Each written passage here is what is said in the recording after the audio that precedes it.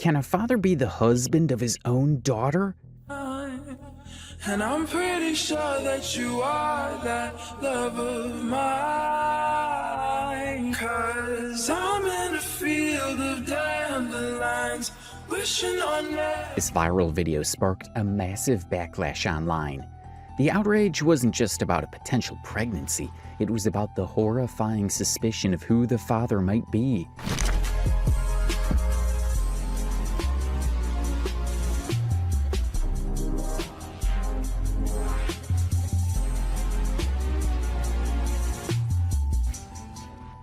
With no known boyfriend, viewers' accusations pointed to the only man constantly by her side, her own father, Patrick. 21? I turned 21 a month later. I was 24. Damn! This shocking conclusion didn't come from nowhere. For months, viewers had watched the daddy-daughter dream team with growing concern. They are trolls. They are so riled up. Too many come in here saying they're lovers, but y'all just don't understand a sweet father-daughter. Aww. They saw a pattern of disturbing signs, from their oddly intimate physical affection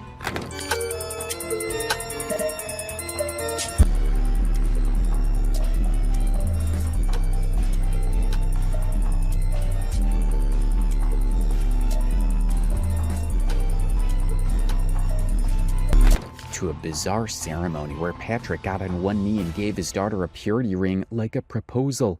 Will you wear this ring as a sign and a promise to God and to me? It didn't just get people talking, it got them furious. The outrage piled up fast, and soon it wasn't just drama anymore. The girl I used to be in 2017, honestly, I hardly recognize. I'm sorry to say, but the dream team is gone. We just couldn't post content together anymore knowing how people saw it.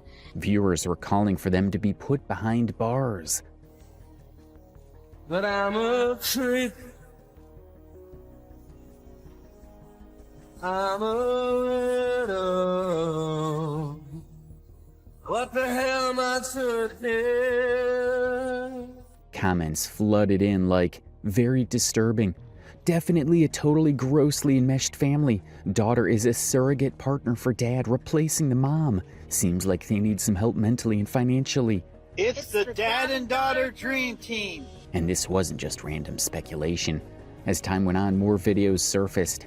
They were hand in hand, hugging, staring at each other in ways that didn't sit right with viewers, almost as if they were getting bolder about showing it. That all came to a head when Patrick, the father, literally got down on one knee and proposed to his daughter. What is this?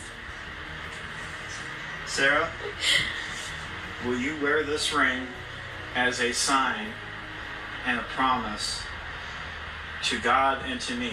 But Patrick, the father of the dream team, never addressed these allegations directly.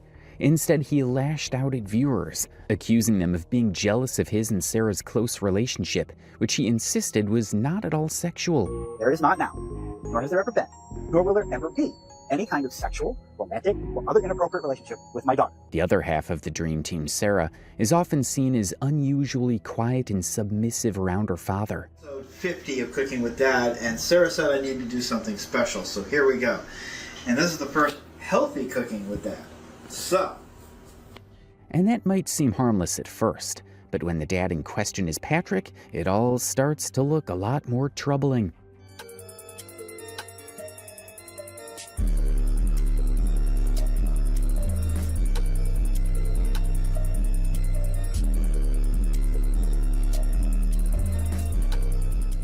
Now, viewers had seen plenty of quirky families online.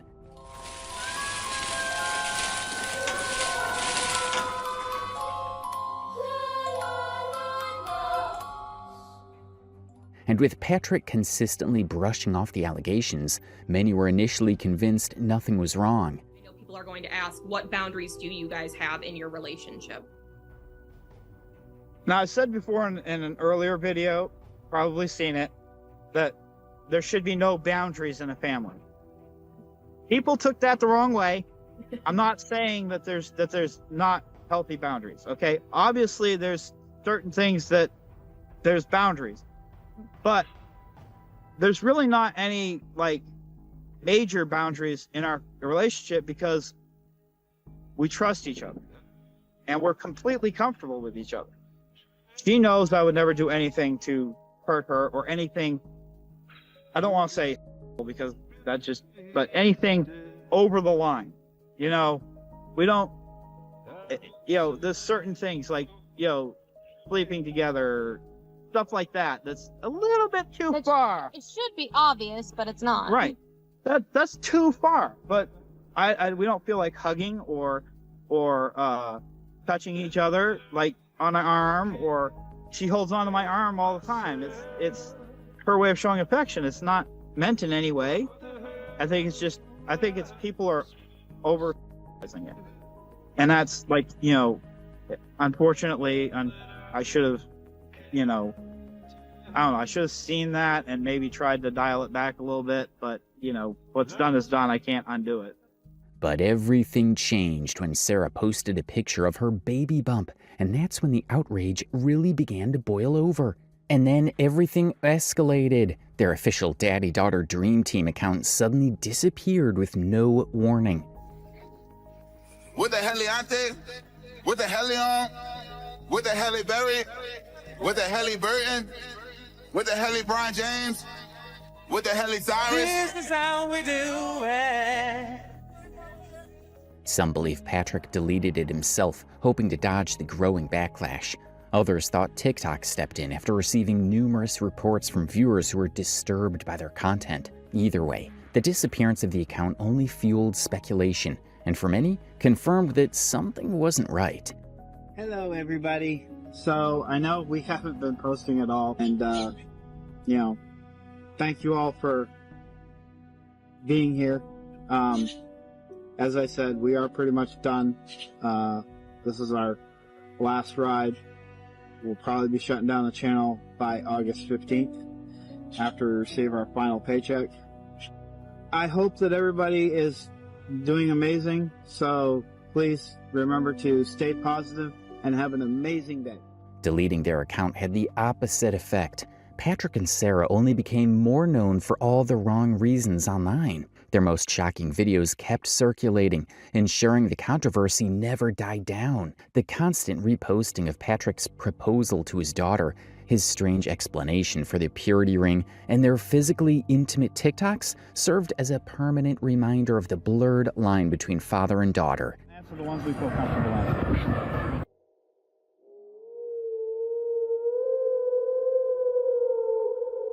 And that's when the internet started asking the hard questions. Was Patrick grooming his own daughter? Was this just an act for clout?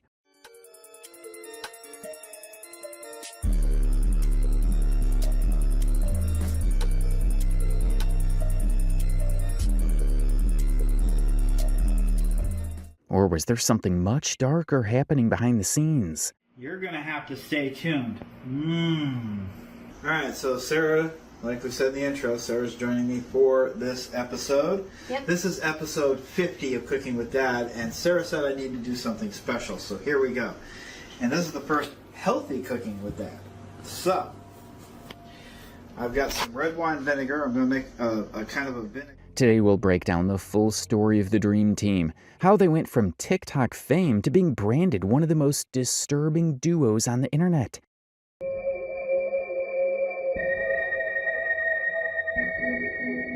I heard a quote today, and it says, growth. Hello everybody, and welcome back to another episode of Marriage. The stockings were hung by the chimney with candy. Daddy-daughter reactions. I'm...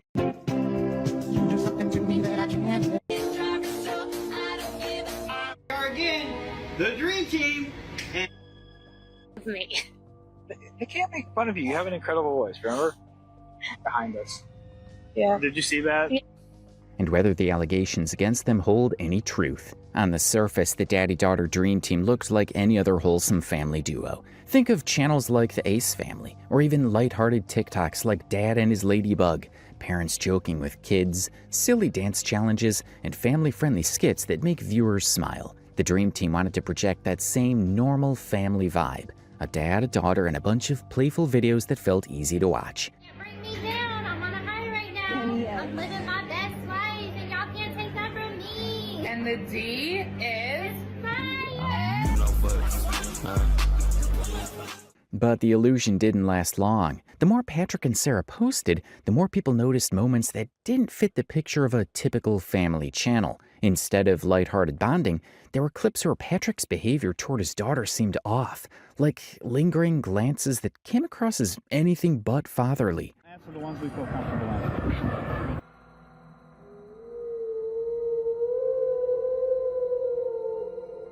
What they saw as funny or heartwarming started raising serious questions. And once viewers noticed those red flags, it became impossible to unsee them.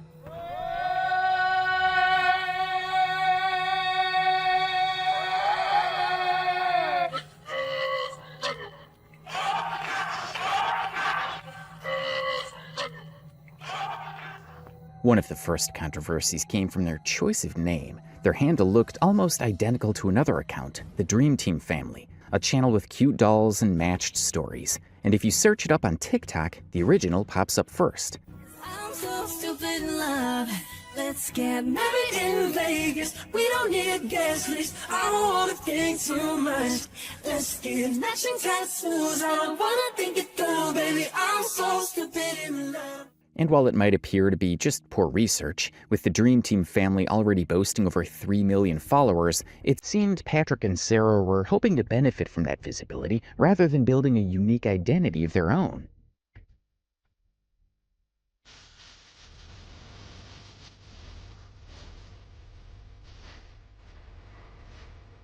Another controversy was how Patrick and Sarah saw themselves as the literal dream team. They weren't just a father and daughter posting videos, they truly believed they were untouchable. Hello everyone, I'm Sarah and this is my dad Patrick. We love to dance together. And lip sync. And get a little crazy sometimes. Well, you do that normally. You call me crazy? If the shoe fits. True. Anyway, we want to share that love with all of you. And we're super close too, so this is easy for us. So, enjoy the content. And let's all have fun together. But the cracks showed whenever viewers called out their questionable behavior. Instead of listening, Patrick would lash out, accusing people of being jealous of his and Sarah's special bond. Just show us some love. Hi. Hi. Love you. Love you too. yeah. I love my dad. Yeah, I kind of figured that out. I think they did too. Yeah. That's going to be difficult because I sped that up. Yeah. For the song. Hi. Hi. From the very start, their mindset was clear. They weren't the problem. The real issue, according to them, was everyone else who didn't understand their relationship. I call this matching, but No, not really. I'm not saying what it said on live, but I will tell you after. What years did you guys graduate school? Mine was 2000. I can't think back that far. I was 18 when I graduated. 2000. Patrick shaved. What up? Well, that's a scary sight. No! Is this cold? Ah, yes! What? Don't do that! Behave. We need more confetti! Celebrate good times. Come on! You love me and you know it. Thank you, Brooke, for the confetti. Oh my gosh. Ow! Bend down really far. There's Hi! Who are those weird people you're watching on live? I don't know. I need to sit back, so I'm gonna hold this for a while. What? I need to sit back. Hey! Over here. Oh. Hi! Sarah, you can still sit back even though it's on there. I can't see comments, though. Why am I the only one on live? There's a lot of sick people on TikTok. Okay. Someone said, are you allowed to go live without Dad? What? I will show it once, and that's all you get. I want to go to a luau. Like an actual, authentic Hawaiian luau. My precious. Oh, God. Daddy does it better. Why are you so famous now? More like infamous. Answer the ones we feel comfortable answering. Frickin', I almost said the F word. My freaking life goal completed. But that was only the beginning of how strange the Dream Team's mindset really was. What's even more disturbing is Sarah's transformation over the years.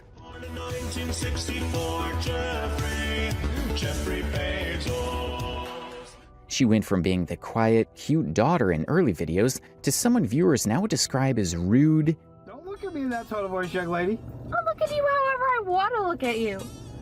I'm free, white, and 21. Dismissive. We have 21.6 thousand people that follow us. Hundreds of people asking for birthday shoutouts, hundreds of people complimenting us, and hundreds of people telling us we're the best. You definitely don't speak for everyone, buddy. Manipulative. What year was I born? 1981? Good. Sorry, just getting warmed up here. How old was I when you were born? 21? I turned 21 a month later. I was 20 there. Damn! Was I born?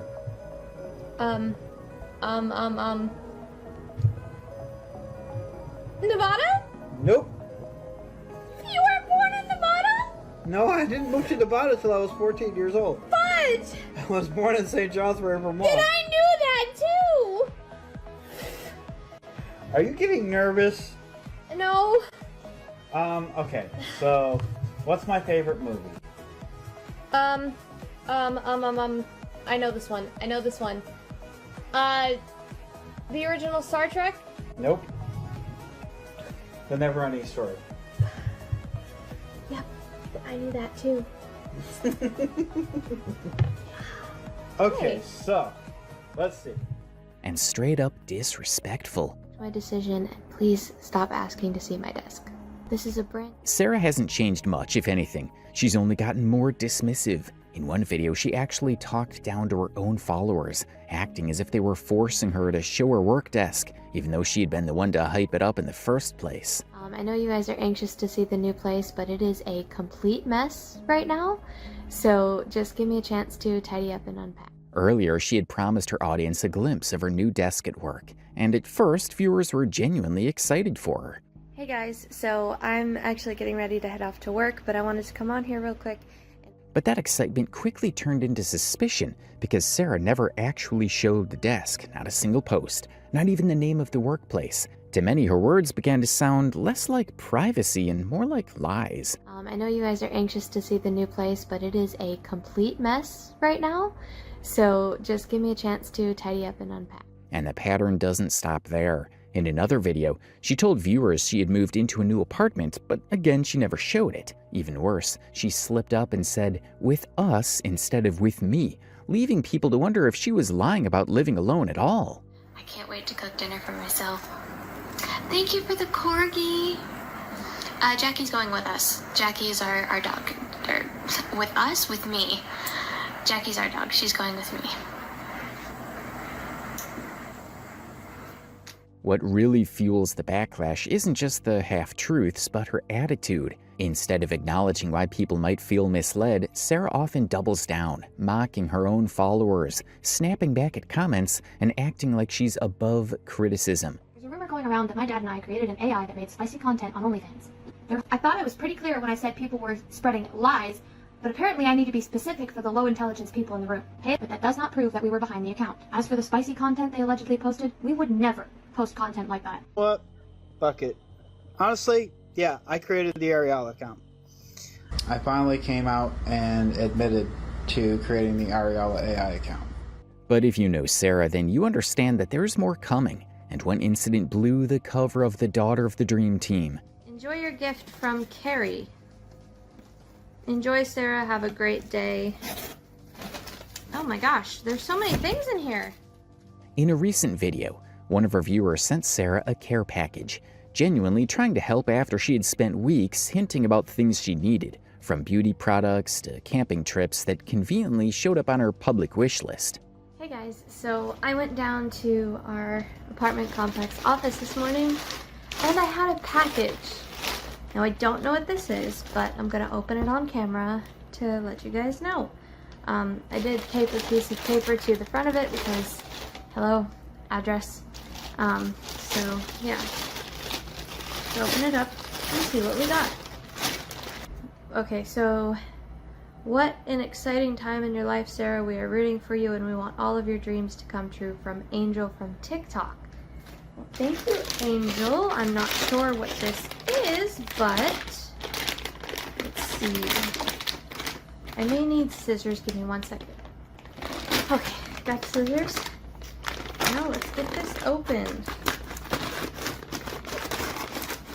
I mean, it's something that I have to wash because it says to put the product into the laundry bag.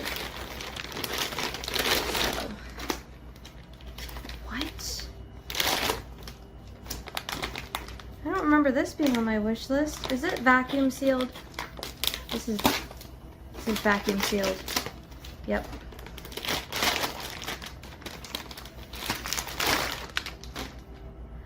Oh, it's the comforter set.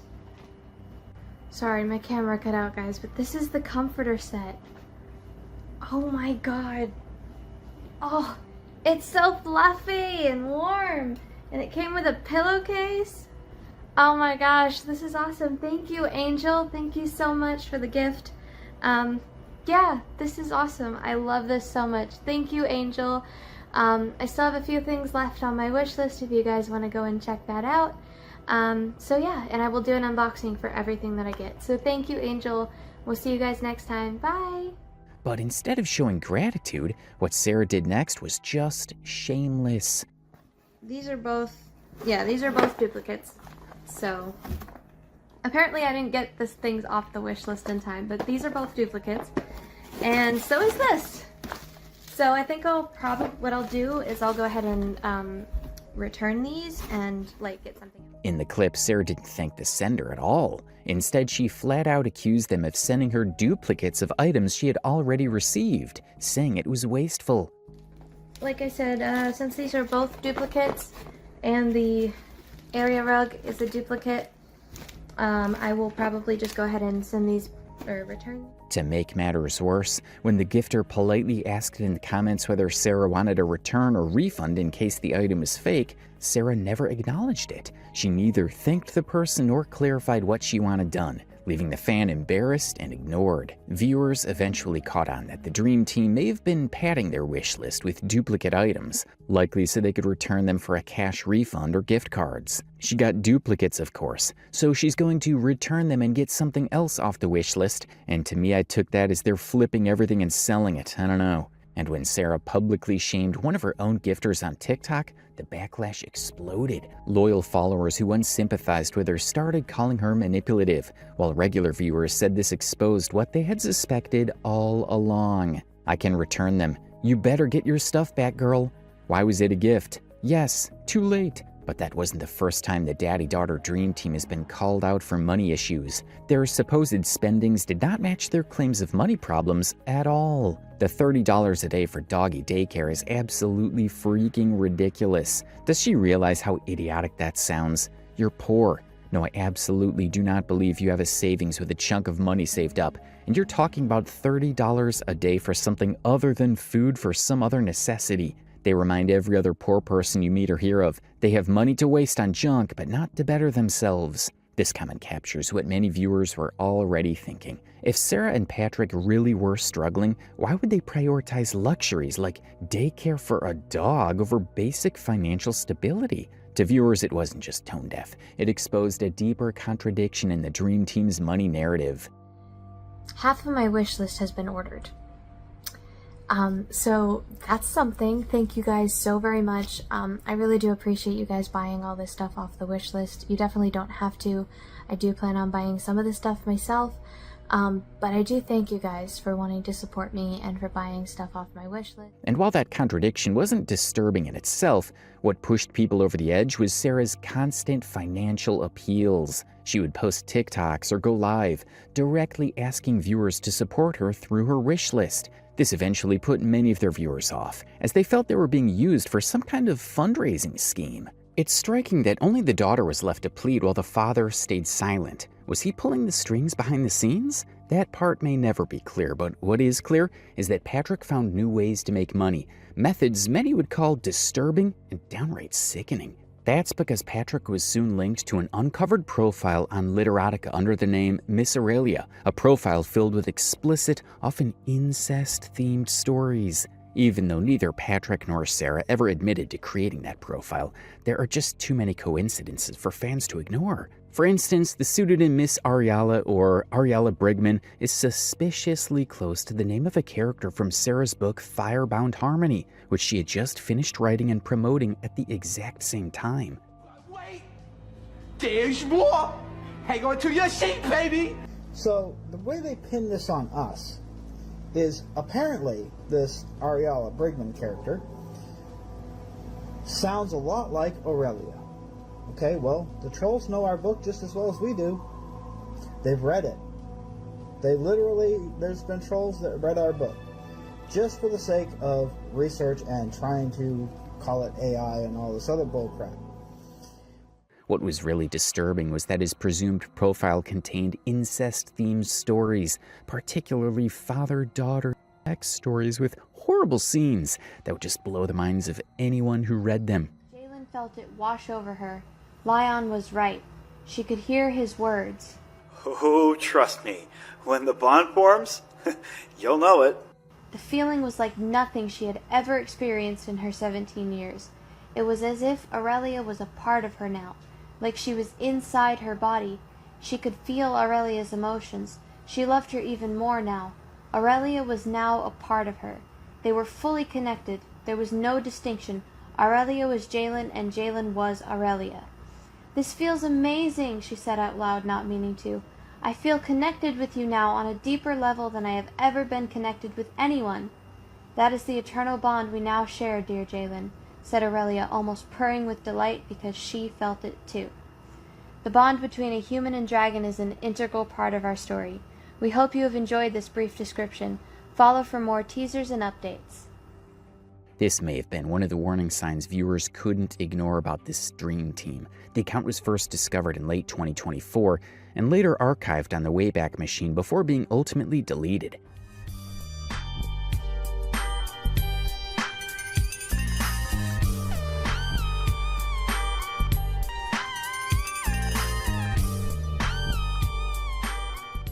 And just when you think it couldn't get any worse, it did. Patrick created an entire persona based on Ariella Brigman, using the alias to create accounts on various websites and applications. Patrick would go ahead to use this persona to create various explicit AI-generated content, including images and pictures that were just too to watch. And even though it hasn't been completely proven that Patrick was the mastermind behind that persona, or maybe Sarah, it's almost a given that Ariella Brigman is closely related to the daddy and daughter dream team.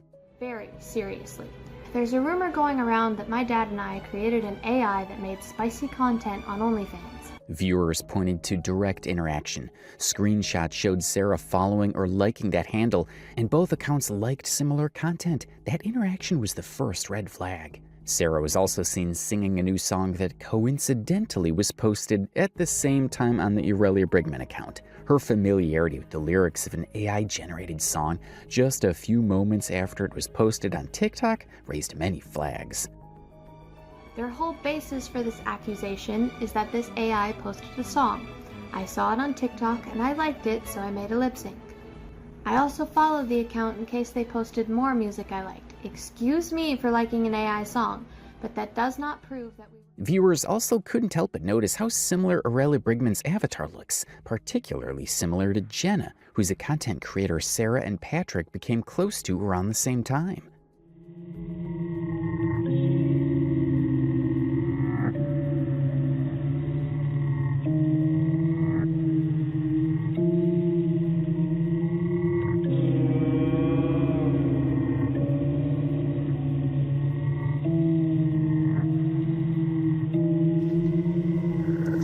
Stop trying to pin this AI account on us. Because even in the event that it were true, that we created it,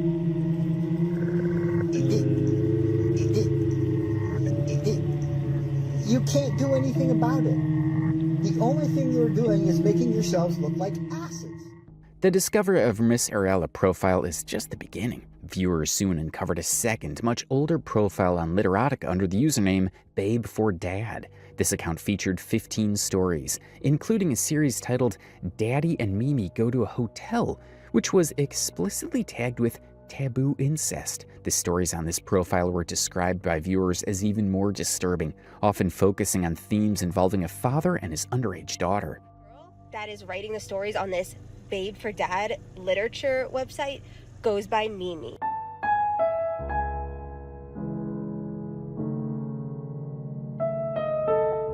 The critical link to Patrick came when investigators tried to sign up for a different creator service, FanView, using an email known to be associated with him, horrifiedgaming@gmail.com. The site returned a message stating users already signed up, strongly suggesting that the email was already in their system. Viewers alleged this email was the one used for the Babe4Dad account. Almost immediately after this connection was made public, the Babe4Dad profile was deleted, which only strengthened the belief that Patrick was behind it.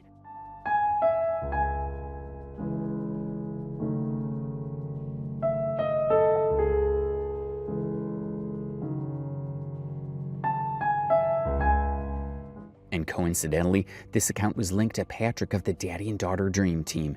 Viewers discovered what they believe is definitive proof linking Patrick to the account. An email address known to belong to Patrick, horrifiedgaming@gmail.com, was already registered on the creator platform FanView. After this detail connecting him to the Babe4Dad profile was exposed, the account was abruptly deleted, which viewers took as an admission of guilt. Beyond the email link, viewers pointed out several striking similarities between Patrick and Sarah's real lives and the content of the stories on the Babe4Dad account. These connections made the link between them seem undeniable.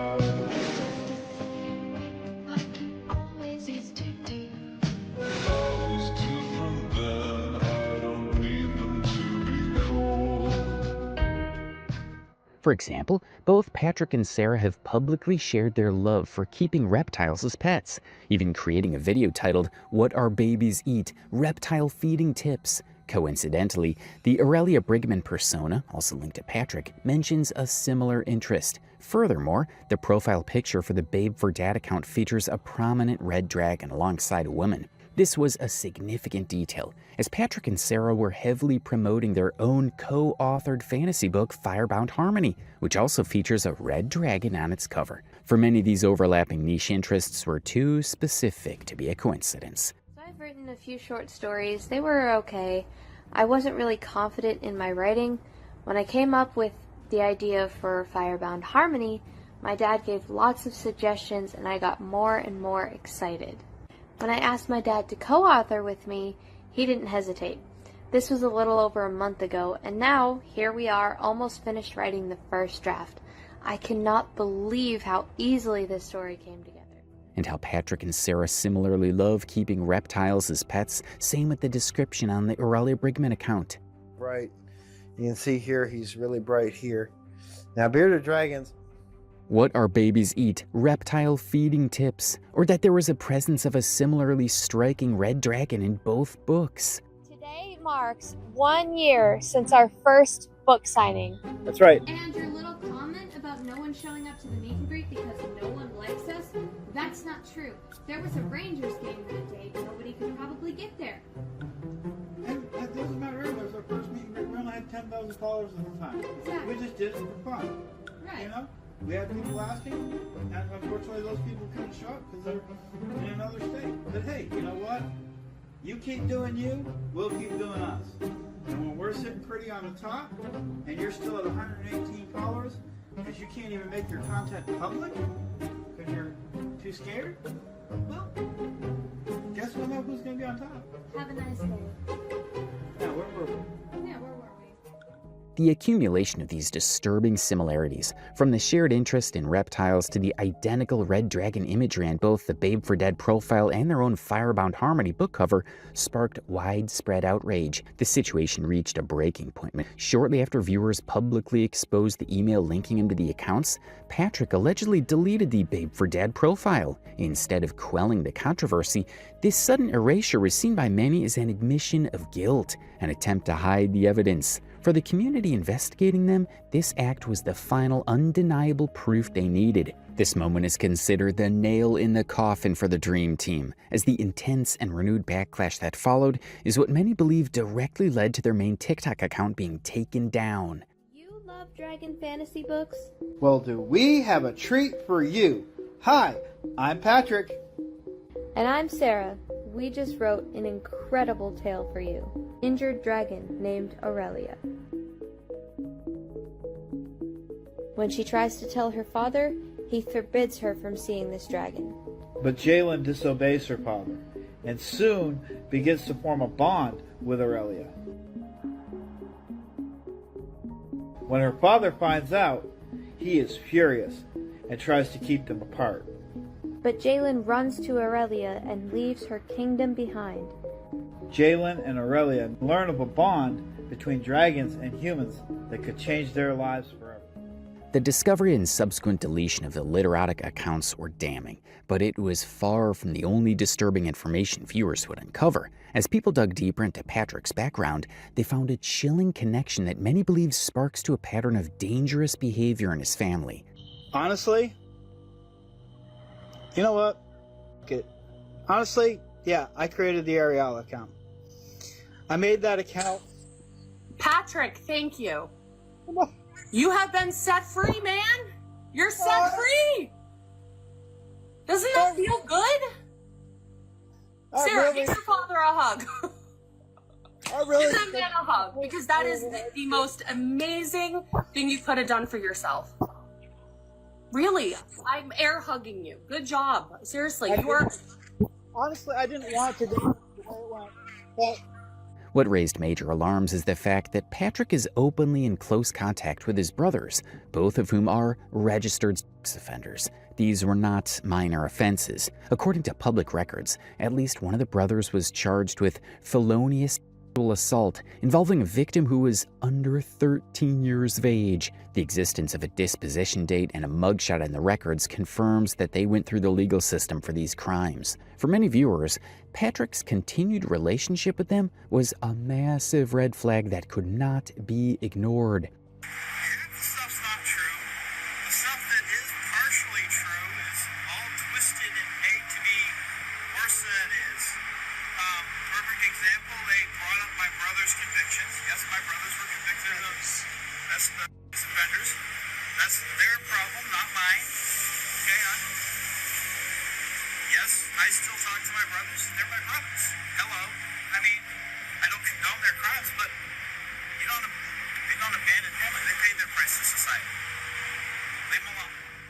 Offense, felonious sexual assault, sexual contact, and the victim is under 13 years of age. And for many viewers, this appears to be a significant connection that should not be overlooked. Perfect example, they brought up my brother's convictions. Yes, my brothers were convicted of as offenders. That's their problem, not mine. Okay, yes, I still talk to my brothers. They're my brothers. This connection to his brother's pasts casts a disturbing shadow over the content Patrick and Sarah post. Viewers began to scrutinize their videos, pointing out specific actions and mannerisms that seem to cross the line of a normal father-daughter relationship.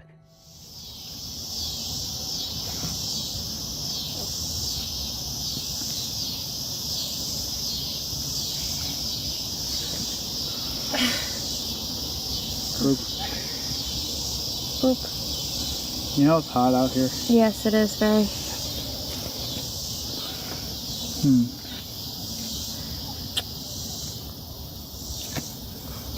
Daddy, that sounds like fun.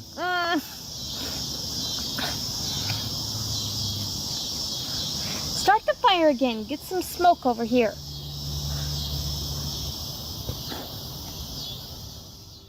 For example, their videos frequently show them in uncomfortably close physical contact, such as holding hands for extended periods or Sarah nestling against Patrick's chest. In one clip, they're seen hugging in a way that viewers found lingering and possessive. This wasn't just a one-off occurrence, it was a consistent pattern. As more of these clips were uploaded, the perception grew that their close proximity was not just for the camera, but a reflection of an unusually enmeshed dynamic. In many videos, Patrick holds Sarah's hands while looking deeply into her eyes, a gesture that many felt was more romantic than paternal. These repeated instances of what viewers called over-the-top affection made it impossible for many to see their content as wholesome family fun. I kind of figured that out. I think they did too. Yeah. That's going to be difficult because I sped that up. Yeah. For the song. Hi. Hi. The consistent physical closeness in their videos became a major point of concern for viewers. The two were often filmed holding hands, hugging in ways that seemed overly intimate, and maintaining physical contact that many in their audience found deeply uncomfortable. This discomfort was obvious in the comments sections, which quickly filled with shocked and disturbed reactions. Viewers left comments like, "This is so effing disturbing," and "This is disgusting. You'd have to be blind not to see what's going on here. Sick as F." Others analyzed the dynamic more directly, with one user writing, "Is that her dad?" or the flood of negative comments made it clear that viewers weren't seeing a wholesome family bond. They were seeing something they found deeply unsettling.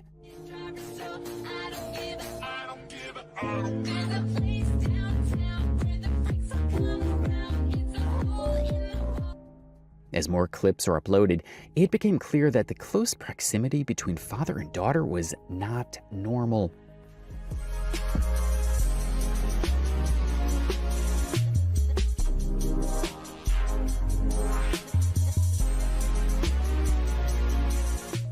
For instance, in many videos, Sarah is seen cuddling against Patrick's chest, and he holds her hands while looking into her eyes. Really? The cow jumped over the moon. The cow. I don't know what its name is, so I can't make a Pal World reference. This pattern of questionable behavior extended into specific, highly scrutinized incidents that viewers captured and shared. For instance, during one livestream, Sarah was recorded kissing her father's arm and resting her head on him in a way that many described as partner-like. The duo also openly posted about their daddy-daughter date nights, sharing photos of themselves embracing. Another video that drew heavy criticism showed Sarah in a red dress, dancing and rocking with Patrick in a manner that viewers found suggestive and inappropriate. Combined with images of them sitting together on a bed in what appears to be nightwear, these moments painted a disturbing picture for their audience. It was this continuous stream of intimate, couple-like interactions that led many to seriously question the true nature of their relationship behind the scenes. And I'm pretty sure that you are that love of mine. 'Cause I'm in a field of dandelions, wishing on everyone. There are also specific moments that are just so off and immediately got viewers talking about. As seen in one of their live streams, viewers recorded Sarah kissing her father's arm and resting her head on him in a way many described as partner-like. Again, this is not typical in a father-daughter relationship, and it gets a lot worse. Apparently, Patrick and Sarah have gone out on dates many times before and would pose as couples to unsuspecting passerby. Here inside my head, the reason that I'm singing, I need to find you. I gotta find you. You're the missing piece. I need the song inside of me. I need to find you. I gotta find you. This is real, this is me. I'm exactly where I'm supposed to be now. Gonna let the light shine on me. Now I found who I am. There's no way to hold it in. No more hiding who I wanna be. Yeah. This is me. You're the missing piece. I need the song inside of me. One particular video that sparked significant backlash featured Sarah wearing a red high-cut dress while dancing with Patrick. Viewers described their movements as rocking together in a way that seemed overly intimate and suggestive for a father and daughter. The concern wasn't just about this single video. It was part of a larger pattern that included photos of them on self-described daddy-daughter date nights, and an image of them sitting together on a bed in sleepwear after a hard night of dance trends. For many viewers, this combination of date-like activities and physically suggestive body language in private settings was enough to convince them that the relationship was inappropriate. There's no way to hold it in. No more hiding who I wanna be. This is me. All of this suggestive behavior and the resulting backlash should have been a wake-up call, but it wasn't. Instead of reflecting on the criticism, Patrick and Sarah doubled down with a defiant attitude. They seemed to exist in a world of their own, completely dismissing the concerns of their followers as jealousy. So, after a lot of painstaking research, jealous, or trying to push us off the internet? You have to ask the assigner on that one. Personally, I don't think they did any research. Yeah. With our trolls, they are so riled. This mindset was clear in Patrick's responses to negative comments. Rather than addressing the substance of the criticism, he would lash out, claiming people simply couldn't understand their special bond. In one video, he confidently stated that even if he were doing something wrong, no one could do anything about it. This arrogant stance, combined with their refusal to apologize or change their behavior, only fueled the belief that they were either dangerously naive or fully aware of how their actions were being perceived and simply don't care. I'm completely inappropriate with my daughter. It doesn't matter.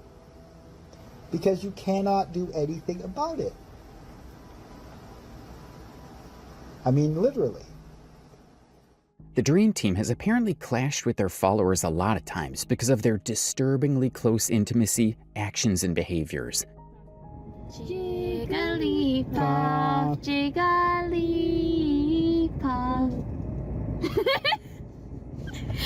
Now I gotta find a marker. No! Jigglypuff! You are not drawing on my face. Why not? I'll make your face look nice and pretty. I don't need to look... I'll put some red marker on your lips. I don't need to look pretty. I'm a man. I need to look not all drawn on. Excuse me. What? Pikachu. Yeah?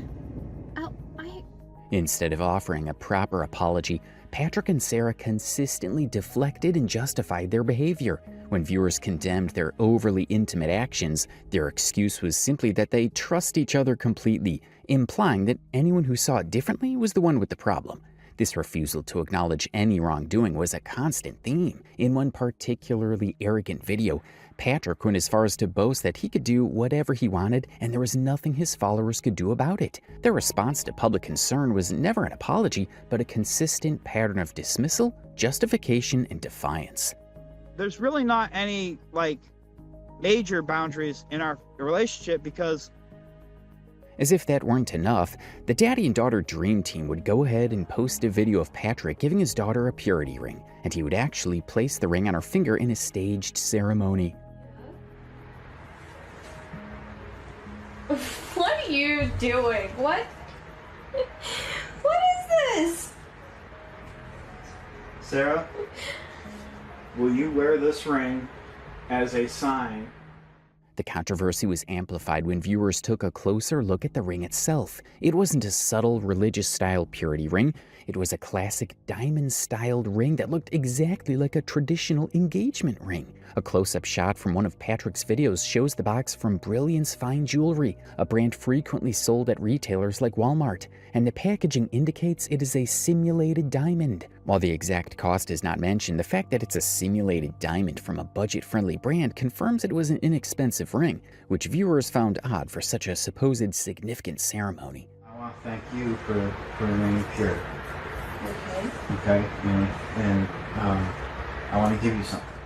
In his proposal, Patrick claimed he gave her the ring so that she would remain pure in his eyes and to keep her away from other guys. He full-on got on his knee, then proceeded to put that on her left hand on her ring finger. This is so weird. That room dirty AF too. The way she looks malnourished and 13 says a lot. What in the handmaiden? So grateful my dad was normal. A father shouldn't be obsessed with his daughter's purity like this. Very disturbing. His wife doesn't even have a wedding ring.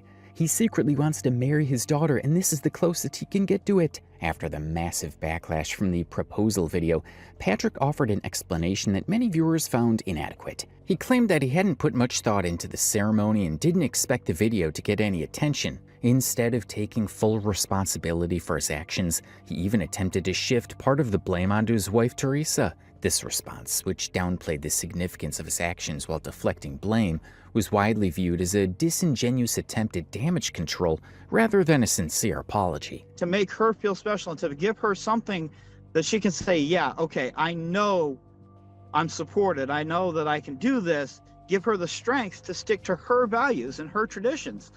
And it was nothing more than that. Despite his later claims of not putting much thought into it, Patrick's actions during the purity ring ceremony seemed highly deliberate. He explicitly stated he wanted to make the moment like a marriage proposal. Following through on this, he got down on one knee to present Sarah with the inexpensive simulated diamond ring. Adding to the bizarre imitation of an engagement, Patrick even told her he planned to upgrade the ring for her in the future. This sequence of events, the stated intent, the proposal posture, and the promise of a better ring later, made the entire ceremony appear as a disturbing parody of a marriage engagement.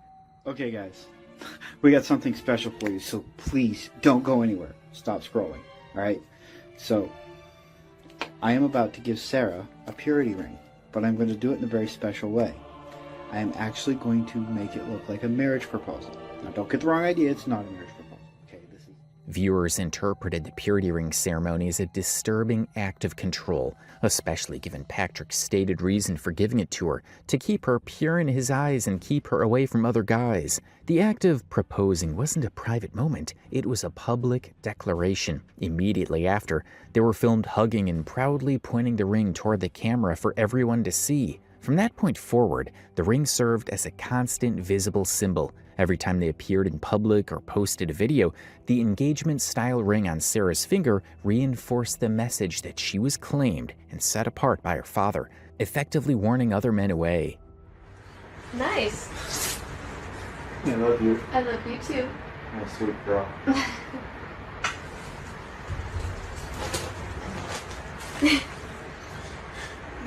I like it. The backlash over the purity ring escalated due to Sarah's bizarre behavior on social media immediately after. In an Instagram story where she showed off the ring, she praised her father, writing that he gave it to me like a proposal. In that very same post, he tagged Jenna Frank, an influencer she claimed was her best friend. We love you, Jenna. Thank you so much for the cameo video message. It meant so much to me.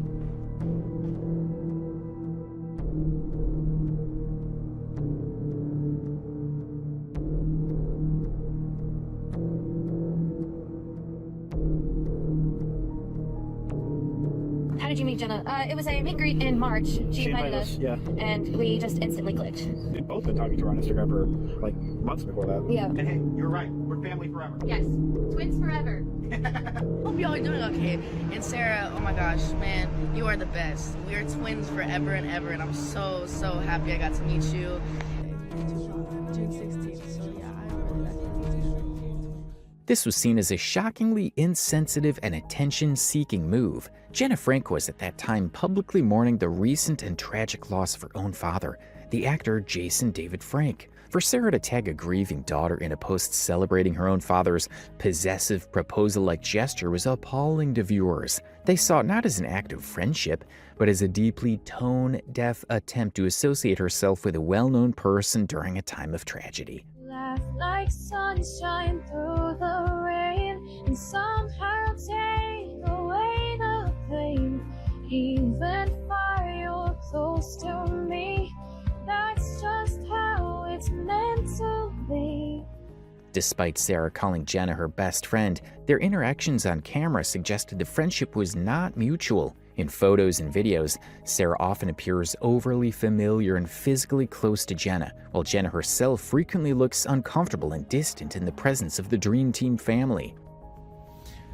Hi guys! So, I just wanted to help support Sarah, because she's got a camping trip planned with a friend of hers, Jamie. She's coming down to Dallas just to hang out with Sarah for a week.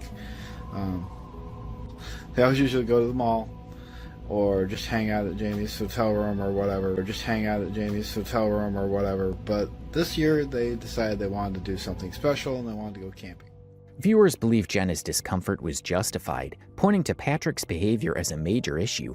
In group photos and videos, Patrick is often seen positioned extremely close to Jenna, invading her personal space in a way that viewers found inappropriate. In one instance, while Jenna was embracing Sarah, Patrick leaned in so close that his face was right next to hers, a moment that epitomized the awkward and unsettling dynamic that seemed to define their interactions. Viewers specifically identified Patrick's behavior as the likely source of Jenna's discomfort. In numerous photos and videos, he consistently positioned himself extremely close to her, invading her personal space. This physical overfamiliarity was accompanied by unusually intense captions he posted online. For example, after meeting her, Patrick publicly declared on Instagram that he loved Jenna just as much as his OG family and would do anything for her. This combination of physical boundary crossing and possessive familial language directed at a young woman he barely knew was seen by viewers as deeply inappropriate and the clear reason for Jenna's visible unease. Welcome everybody, thank you guys for coming. You guys look amazing, what's up? Hi guys. What's up? Oh, it's been way too long. Oh, it's been way too long. I know, like years it feels like, but it's only been months. 5 months. 5 months. It feels like 5 years. Still too long. Thank you guys for coming. I know I missed you too. What's up? What's up? Can I ask you a question? Yeah. Are you doing anything tomorrow? I'm leaving tonight, dude. You're leaving tonight? Yeah, bro. Right after this, I have to go to the store. I know, and you know, next weekend is my dad's thing, so. Well, I'm going to tell you this right now. I'm here for you. Thanks. Yeah, you were in Dallas. Let's see if we were coming to see you. Beyond his behavior with others, viewers grew concerned with the level of control Patrick exerted over Sarah's life.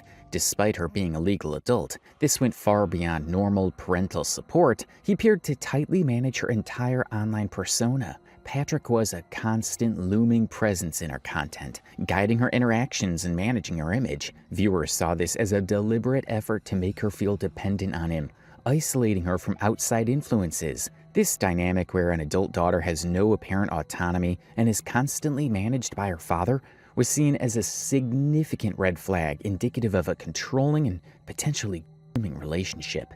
There's no way to hold it in. No more hiding who I wanna be. This is me. And I'm pretty sure that you are that love of mine. 'Cause I'm in a field of dandelions, wishing on everyone.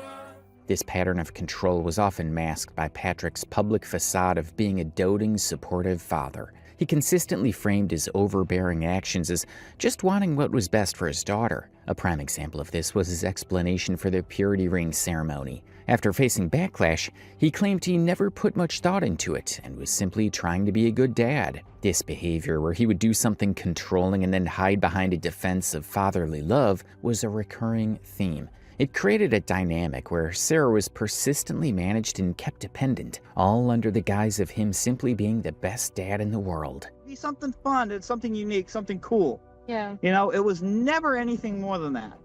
And when I gave it to her, I just wanted her to make her feel special, like I was on her side. The consistent theme across all these incidents is Sarah's complete lack of an independent social life, as she's almost exclusively seen with her father. When this constant companionship is combined with the evidence, the possessive purity ring proposal, the self-described daddy-daughter date nights, and the countless videos of them in physically intimate and suggestive situations, a deeply unsettling pattern emerges. In this total picture, a persistent blurring of the lines between a parent and a partner that has made the Dream Team so controversial in the eyes of the public.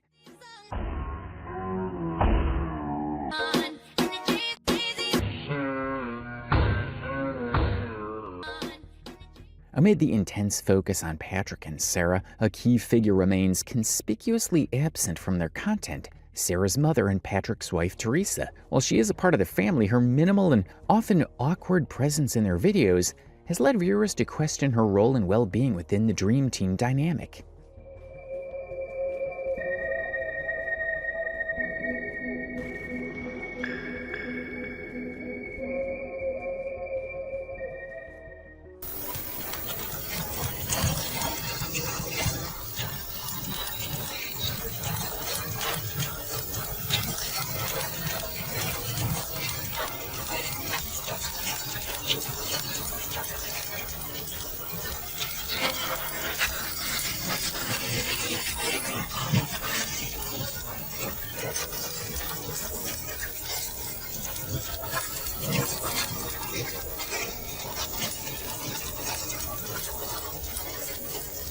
When Teresa and her son Hunter did appear in videos, they were consistently treated as secondary characters. Their screen time was minimal, often relegated to the background, while the camera and the narrative focused squarely on Patrick and Sarah. A telling example was a video filmed on Teresa's birthday. Even then, the central interaction highlighted by the camera was Patrick and Sarah dancing closely together. Viewers also pointed to a noticeable difference in Sarah's behavior, noting that her interactions with her mother appeared distant and reserved, a stark contrast to the excessive affection she consistently showed her father. This dynamic established a clear hierarchy, where the Dream Team was the main event, and the rest of the family were merely accessories. What are we doing? Came to hang out with you because Mom and Dad are having a date. Yeah. And I can't wait, especially for the Uno match. I always beat her. He always beats me no matter what I do. So how's your schooling going? Oh, it's going pretty good. Yeah, because I don't live with you anymore, so you can't always tell me about it, but... Oh, yeah.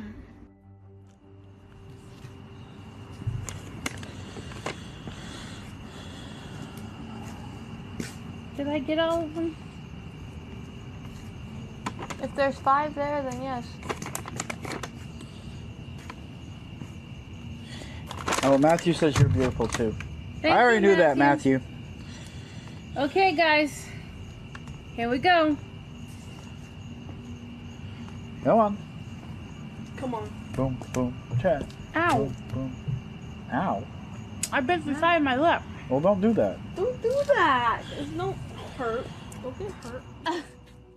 This dynamic became so pronounced that viewers began to feel sympathy for Teresa. The difference in affection was stark and often on display in the same video. For example, a clip might show Sarah being openly affectionate with Patrick, hugging him and focusing all her attention on him, while moments later her interaction with her mother in the same video would be minimal and seemingly detached. It was this visible and consistent disparity, where Teresa was treated as an afterthought in her own family's affectionate moments, that led many in the audience to view her as a sidelined and sympathetic figure. Really? What? Really? Yeah, really. Down really far. There's Hi! I don't know. I need to sit back, so I'm gonna hold this for a while. What? I need to sit back. Hey! Over here. Oh. Hi! Sarah, you can still sit back even though it's on there. I can't see comments, though. Why am I the only one on live? There's a lot of sick people on TikTok. Okay. Boing, boing, boing, boing. They still look bad, but... Hey! Mom, I almost fell, seriously. Viewers believed this dynamic was deliberately orchestrated by Patrick. The difference in his behavior towards his wife and daughter was often striking. For example, in videos where he composed songs for both of them, his reaction to Sarah's song was enthusiastic and full of affection. By contrast, his demeanor when presenting Teresa's song was visibly less interested and almost dismissive. It was clear this favoritism, where he constantly elevated Sarah while sidelining Teresa, that led viewers to believe he was intentionally creating a family dynamic where only his daughter was perfect for him. Cut it. Are you cutting it yet? Yes. So while she's cutting that, I want to thank everybody for showing up in live tonight and supporting her. It was amazing to see how much you all love Teresa. We are so thankful for that. Yes. Yes, thank you guys. Everybody who wished me a happy birthday and with all the birthday gifts and stuff too. She might need a fork to get a piece off. Yeah, she's also gonna need one to eat it too.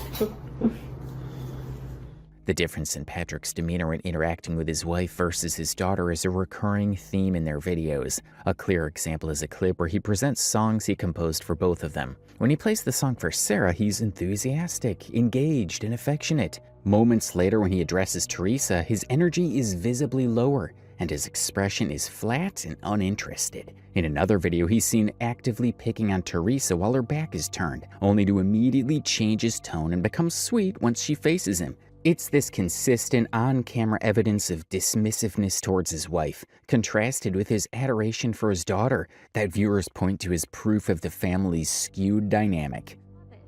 What about for a boy? I don't know. I like the name Caden. Caden's very cute. I like the name Marissa Rose and Kyle Robert. Why do you always put two names, like first and middle name all together? Always. I don't know. You sound like a Southerner. I don't know. In most videos, Patrick and Sarah have always been together. There are age gap relationships now. Oh, that's true. Lots of them. Yeah. But, you know, and that's fine. Whatever. Yeah. Age is just a number. But...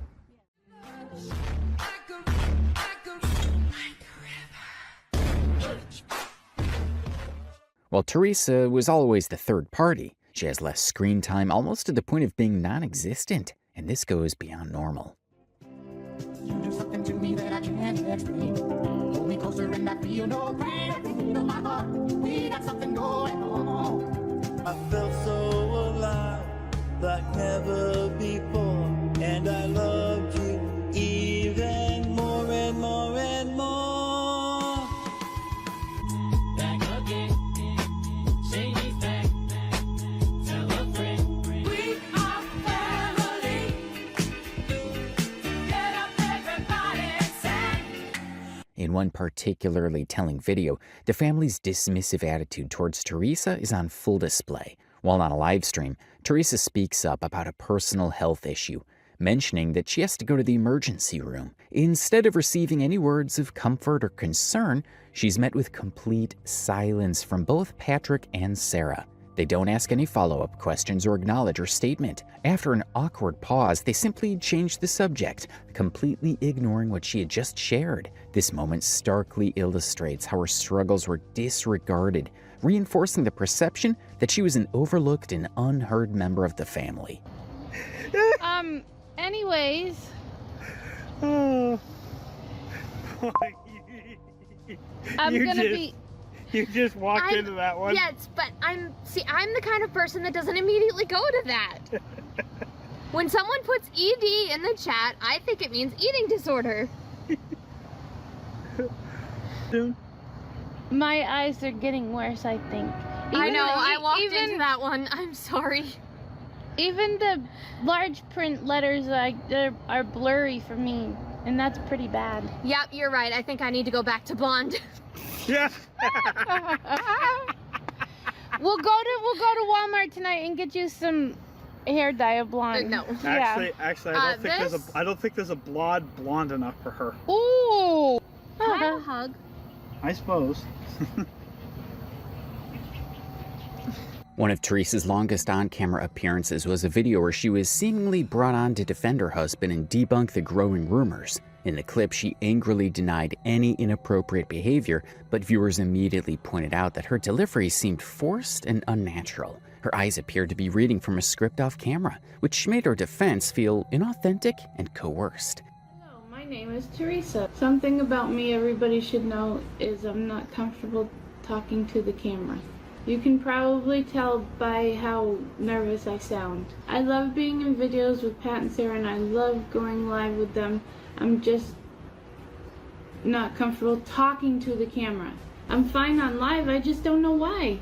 I'm trying to be better. I know you all want to see me and I want to be more involved. Right now I do the recording. I'm always behind the camera, and I'm so proud of Pat and Sarah.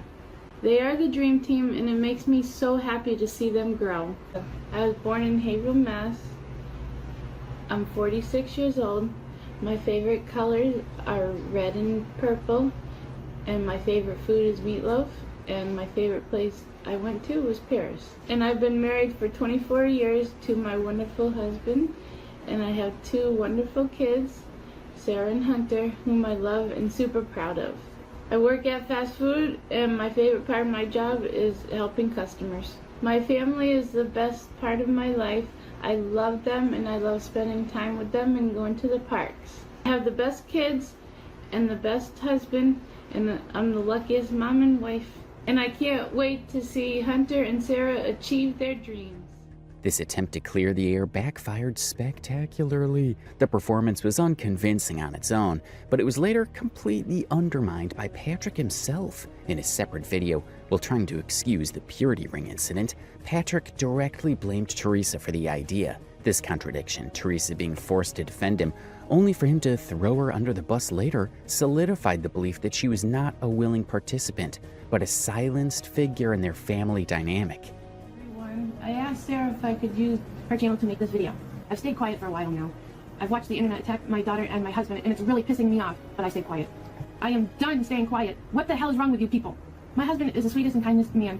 He would never hurt a fly, let alone his family. Come on, guys. If you ever met him and actually knew him, you would think so too. Now, because I choose not to be on camera, everybody thinks I'm forced not to be on camera. Nobody forces me to do anything. I don't like to be on camera a lot. I tend to get flustered, so I'd rather stay in the background. I had to write a script to get this out so it doesn't seem so jumbled, and it doesn't help that I'm downright pissed off. Also, just because I'm a kind and caring person and have a sweet personality, it doesn't mean that I'm a pushover or mentally delayed. As you can see, I have a tough side. If you mess with my family, you'll see more of it than you want to. So back off. Sarah has her channel here, Patrick has his cooking channel, and I'm here to support them. Not because I'm jealous or forced to, it's because I want to, and if you don't like it, scroll. I might start posting on my channel again. I will not go live, I'm just not interested in that. When I do start posting, Sarah will put my channel in her link tree. Oh, and for those idiots who think my daughter and my husband are mean to me, grow the f*** up and get a clue! We tease and joke around with each other all the time. Sarah is an incredible daughter, and Patrick is a wonderful husband and a great father. So all you trolls can shut the f*** up and leave us alone! Sorry guys for all the cussing, I'm just tired of these trolls attacking my family. I'm also sorry for going off like that, I just can't take it anymore. I hope you all understand never piss off a mother. I really do hope you all have an amazing day. But viewers couldn't help but notice how forced her speech was. It was almost as if she were directly reading from a script, including the way her eyes moved between the camera and elsewhere, clearly reading something. The yelling with no emotion. She's reading this. Wonder who wrote it. How long did they rehearse this? And when you think about Patrick's uncanny behaviors, it begs the question, is the mother and wife of the Dream Team being forced to keep quiet?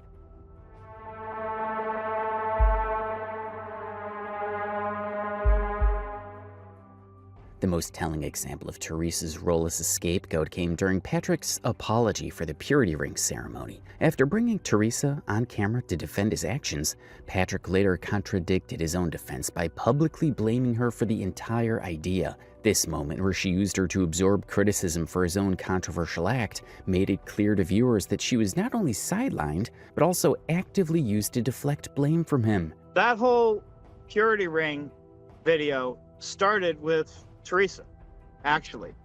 She had the idea because she had a friend who had a purity ring, and I didn't even know they existed really until she told me about it, because Sarah had just come out of a bad situation, had a ton of boyfriends, not a ton, but you had a few boyfriends, and she's a beautiful girl. This stark contrast was perfectly captured in a video where Patrick presented songs he had composed separately for his wife and daughter. When he played the song for Sarah, he was animated, affectionate, and fully engaged, showcasing the performative closeness of the Dream Team relationship. In contrast, when he presented the song for Teresa, his demeanor became flat and dismissive, making the gesture feel like a hollow obligation. This side-by-side comparison offered viewers a clear and undeniable example of how Teresa was sidelined, while the intense father-daughter dynamic always took center stage.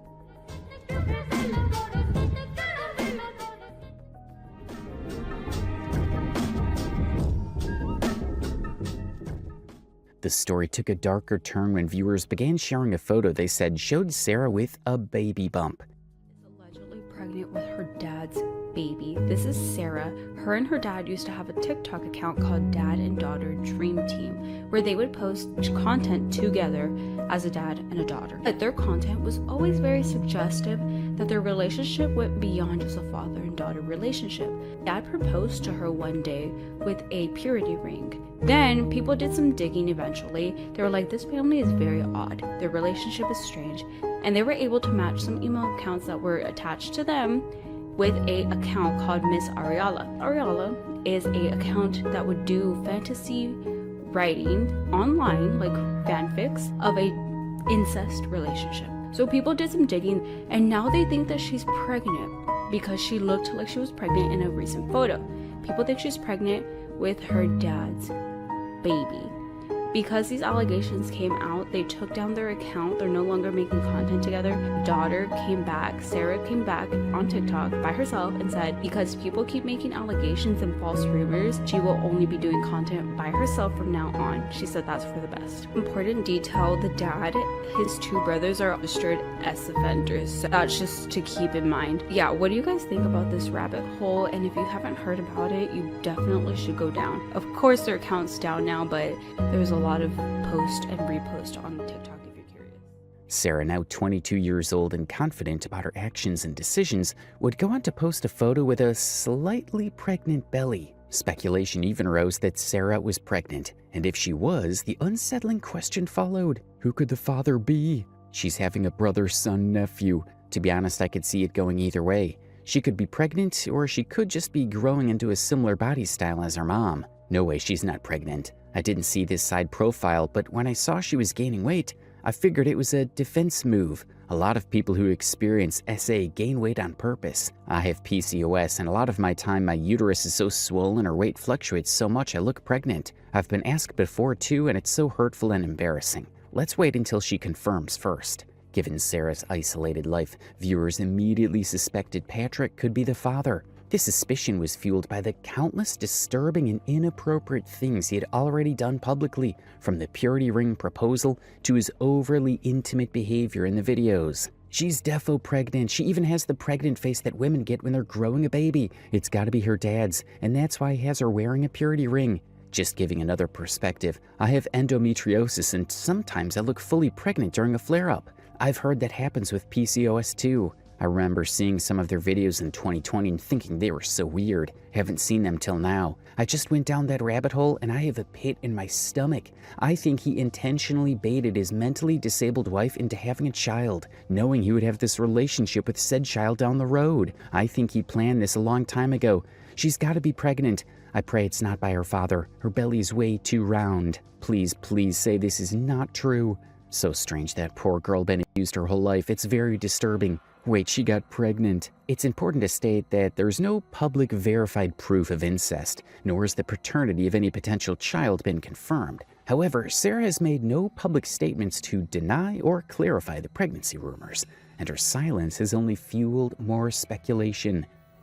Talk, the Lord defends me. I watched them all fall for going against me. Cause me and all my angels shot the devil up. While you was trying to pull me down, I leveled up. I leveled up twice, I leveled up 3 times. He tapped them and told them she's mine. So even when I cried, I knew I'd be fine. Prepared for a miracle blessing in these times. Now praise him, raise him, name it, claim it. Every tongue that rises up against me, shame it. I breathe sending out my lungs. Got the power of life and death coming out my...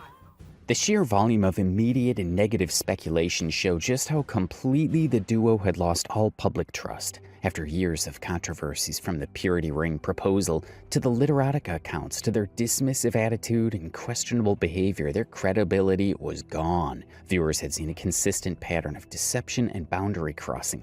So when the pregnancy rumors started, the audience was already primed to believe the worst case scenario. So, what's our plan for tomorrow? Hey guys, you got a new comment. Come read this. You're not gonna be full-time creators.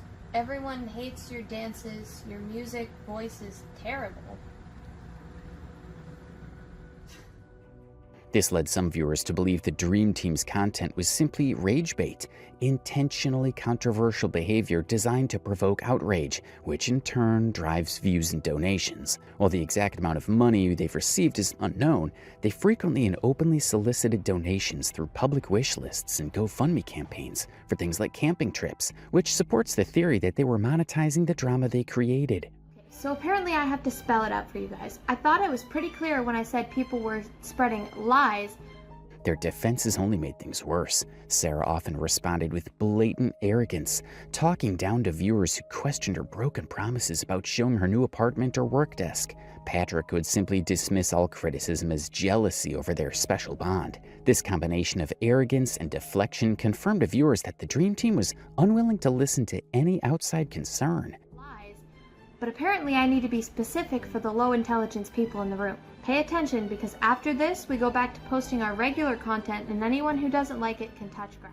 In one particularly defiant video, Patrick directly addressed the ongoing criticism by boasting that he and Sarah were untouchable. He boldly stated that they could do whatever they wanted, and there was nothing anyone, including their followers, could do to stop them. This wasn't just a dismissal of criticism, it was a direct challenge to their audience, confirming their belief that they were above any form of accountability. I'm completely inappropriate with my daughter. It doesn't matter. Because you cannot do anything about it. I mean, literally.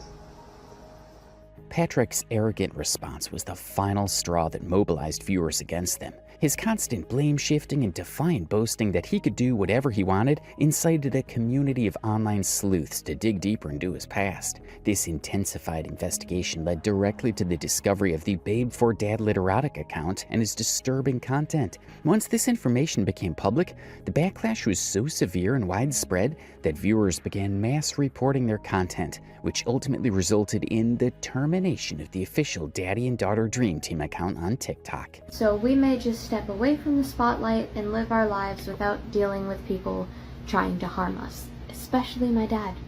Whether the pregnancy rumors were real or not, it almost didn't matter, because it only added to the bigger pic. Ultimately, whether Sarah was actually pregnant didn't matter as much as what the rumor represented. For viewers, it was the believable worst-case culmination of a long pattern of disturbing behavior they had witnessed. This pattern included Patrick's possessive purity ring proposal, his inappropriate physical intimacy with his daughter, and the discovery of his sexually explicit writings online. Because of this history, the pregnancy rumor wasn't just a random accusation. It fit perfectly into the disturbing narrative that many believed Patrick had been creating all along, cementing his reputation as the manipulative force behind the Dream Team.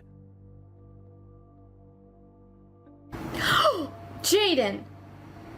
They're called trolls because they look like one, so it's best to run away.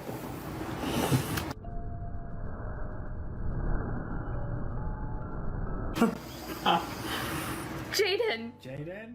This situation highlighted the complete collapse of trust between the Dream Team and their audience. Because Patrick and Sarah had a long history of being deceptive and dismissive, viewers no longer gave them the benefit of the doubt. For years, they had dodged questions, broken promises like showing their new apartment, and responded to valid concerns with arrogance. This created an environment where suspicion was the default reaction.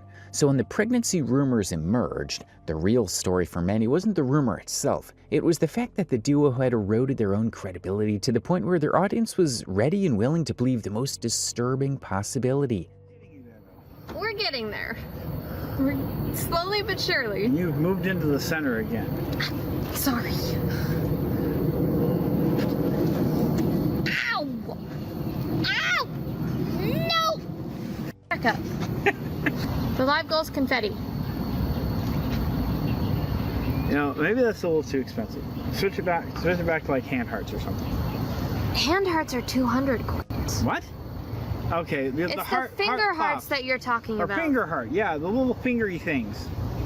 Yeah, the hand hearts are the ones like this, and those are like 200. No, we don't want 200. Yeah, finger hearts are only 5. Yeah, there you go. That works. While there's a huge list of people who blame Sarah for her rude behavior, no one believes Sarah should completely take the blame for the disturbing controversies about the Daddy and Daughter Dream Team. From laughing so much. If you do that, sweetheart, I will be right next to you. Well, I am you're my cuddle bear. your cuddle bear. Yes. So I'm sure you'll want to cuddle me. And I'll be standing in the back with a ladybug suit on. You can't. Never mind. I'll shut my mouth.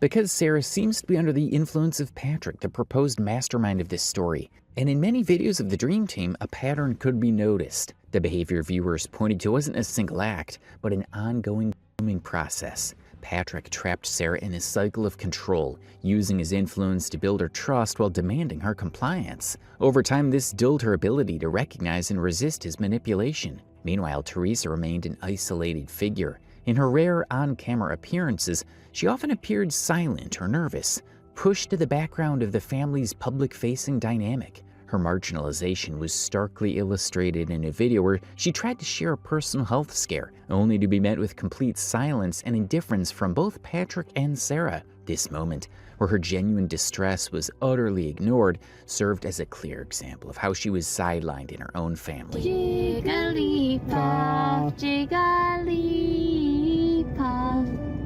Excuse me. What? Pikachu. Yeah? Oh, Hi. Hi.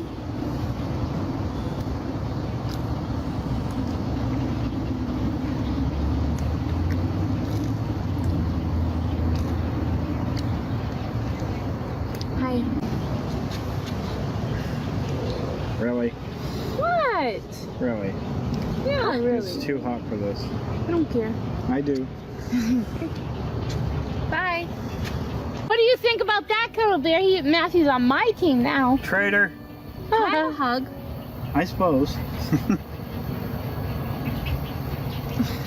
Wanna see Mom? Why would you want to say mom? She's eating her cake. Hi, guys. Boing. Boing. Ah.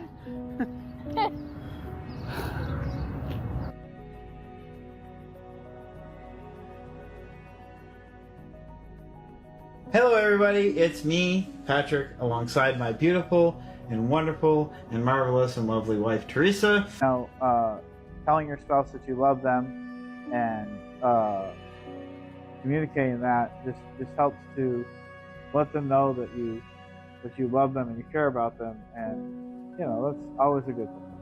Ultimately, this story of the daddy and daughter dream team is more than just a simple controversy. It's a public display of their relationship filled with a disturbing pattern of red flags pointing to manipulation and deeply blurred boundaries.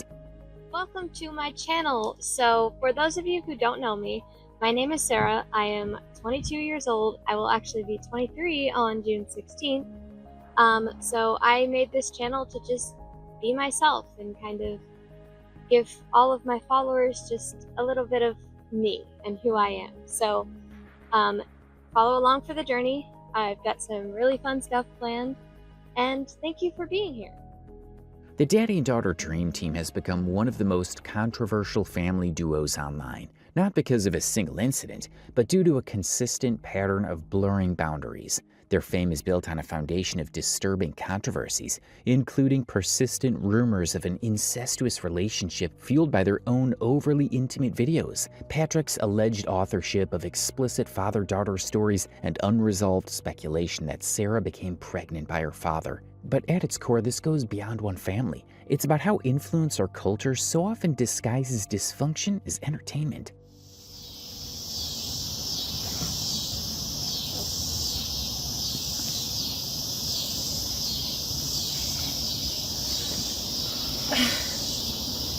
Poop. Poop. You know it's hot out here. Yes, it is very.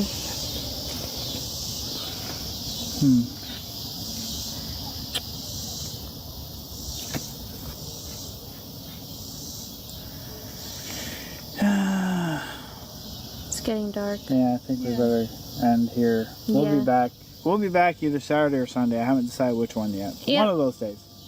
One of those days we'll be back on live. Yep. So you will definitely see us either Saturday or Sunday. Yes. Saturday or Sunday. Yeah. Or Sunday. Well, good luck, Maddie. That sounds like fun.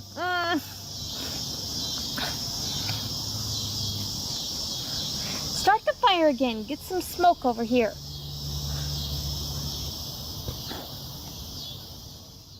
And how toxic relationships can be dressed up as closeness. Hi, Nikki. I'm still here, trust me. Just letting her handle most of social media. Viewers picked up on these toxic behaviors long ago, and the internet's scrutiny has been relentless. The backlash continues in the form of countless TikToks that openly mock the inappropriate nature of their relationship. This intense focus goes beyond just their interactions. Other creators have made videos analyzing details as specific as Sarah's sunken eyes as a potential sign of distress or abuse. The internet hasn't let go because viewers continue to see and dissect a disturbing pattern that they believe needs to be exposed. Now my daughter Sarah has a little announcement for you guys. You guys ready for my surprise? I got glasses and I got bangs. Okay, time for me to do a transition. I am brave, I am free. This is who I'm meant to be. This is me. What'd you think of that transition, Dad? Wasn't that cool? A lot of the haters are saying we're doing things that we're not. But even if we were, you would have no proof of us doing that. You can't prove that we're doing anything illegal. Yeah, I'm gonna be doing this channel by myself because we got caught doing stuff that we didn't do, but we did, but we're just gonna say we didn't do, and we're gonna tag Jenna Frank in this too. You guys like the glasses better on or off? I feel like you can't see my Uncle Fester eyes with them on. All right, guys, love you. It's me, Ariella Sarah, sorry. Despite Patrick's constant denials, the video evidence speaks for itself. The sheer volume of clips, from inappropriate jokes to their overly intimate physical affection, creates a visual record that directly contradicts his claim of innocence and continues to convince viewers that something is wrong. How long is the book? Well, it's about 9 inches tall. Oh. Behind us. Yeah. Did you see that? Yeah, I saw that.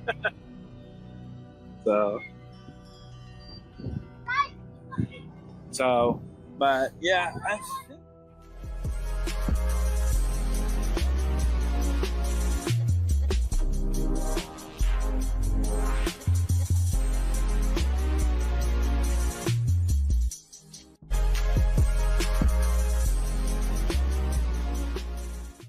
And still, through all the backlash, Sarah continues to wear the purity ring. Okay, so I have another Amazon wishlist unboxing.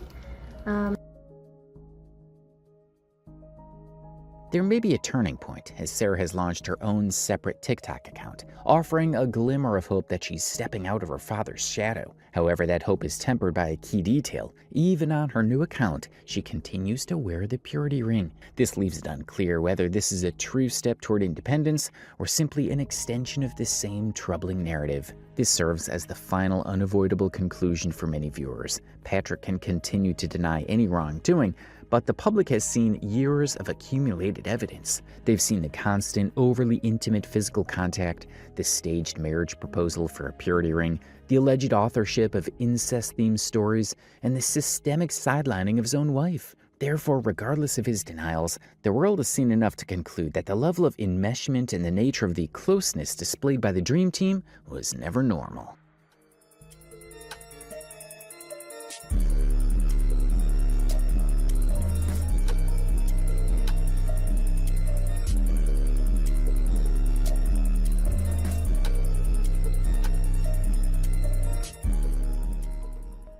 No one knows how sweet Dino is. I swear to God, no one knows. You were in the car. You weren't driving. That man shot you, whether on purpose or on accident. He shot you. And before you've even had the opportunity to recover as much as humanly possible, he's got you on live arguing with his baby mama. I had surgery 2 days ago, baby. Pills around like 9 or 10. So I can take my pills in 20 minutes. Behold one of TikTok's most controversial and sickening pair, Zara and her boyfriend/shooter, Deno. Stop putting your fucking hands on me. I'm gonna call the police on you. Don't talk to me however you want. Now, there are bad relationships, and then there are chaotic Category 5 hurricane level ones. That's exactly what describes Zara and Deno's relationship. Their story is one of the internet's most recent case studies of domestic violence and manipulation. You hear, man? Stop playing. You did. Hold on. We're talking about a man who took the gun his girlfriend bought him, got her point blank in the face during an argument over earrings. This is a story about a victim who woke up from a coma only to defend her shooter. No, I know. He didn't do it on purpose. Accidents happen. And I told God, I said, I know that was an accident. Like, I know. But A GoFundMe of close to $4,000 allegedly misused for personal expenses instead of medical bills. She didn't scam people, because you know what, Savannah, you give a homeless man money, are you gonna tell the homeless man if you go buy food with it, or you're gonna say don't spend your money on drugs or whatever? They're gonna do whatever they want with that money. You guys have a donate to Zara for her life choices. People donate it for her bills, not life choices. Owe y'all anything? She doesn't owe y'all an explanation. She for sure. And a reconciliation so sickening that it broke the internet. Hello, why you look like this? what? Like Bartman? Zara and Deno's relationship managed to capture and horrify millions of internet users. And it got even uglier when Zara's own family exposed her non-existent relationship with Deno, the abusive man she had been defending. Now, we've all seen similar relationships where love and violence coexisted until something catastrophic happened. Chris Brown and Rihanna, and recently, social media influencers Kayla Malik and Evan Johnson. The major difference this time is that this case is even bigger than celebrities. Chris Brown and Rihanna were already famous for their music, whereas Deno and Zara became public figures for gun violence and relationships. They showed their ugly side to their over 180,000 followers on TikTok. This isn't your typical influencer breakup drama. It's a sickening cycle of manipulation and trauma bonding. I'll show you stupid. I'll show you how stupid I can get over this one. You hear me? Because I can get real motherfucking. How did a survivor end up defending her assailant? How did the internet react to this? And where are they now? Get ready as we unpack this nightmare. I need you to kiss me. What's up? Let's be fake for TikTok. Why? Is you recording? No, definitely not, but let's be fake for TikTok. In the early hours of July 5th, 2024, the Flower Mound Police in Texas dispatch received a call from a hysterical woman. She was crying, talking about how her friend was shot and they needed help.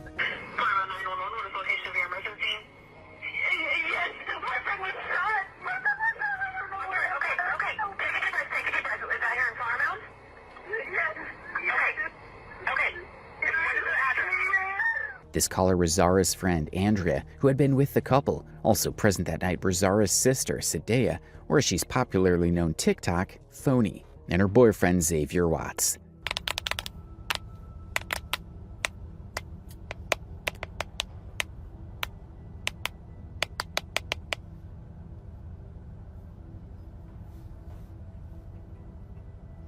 And I almost.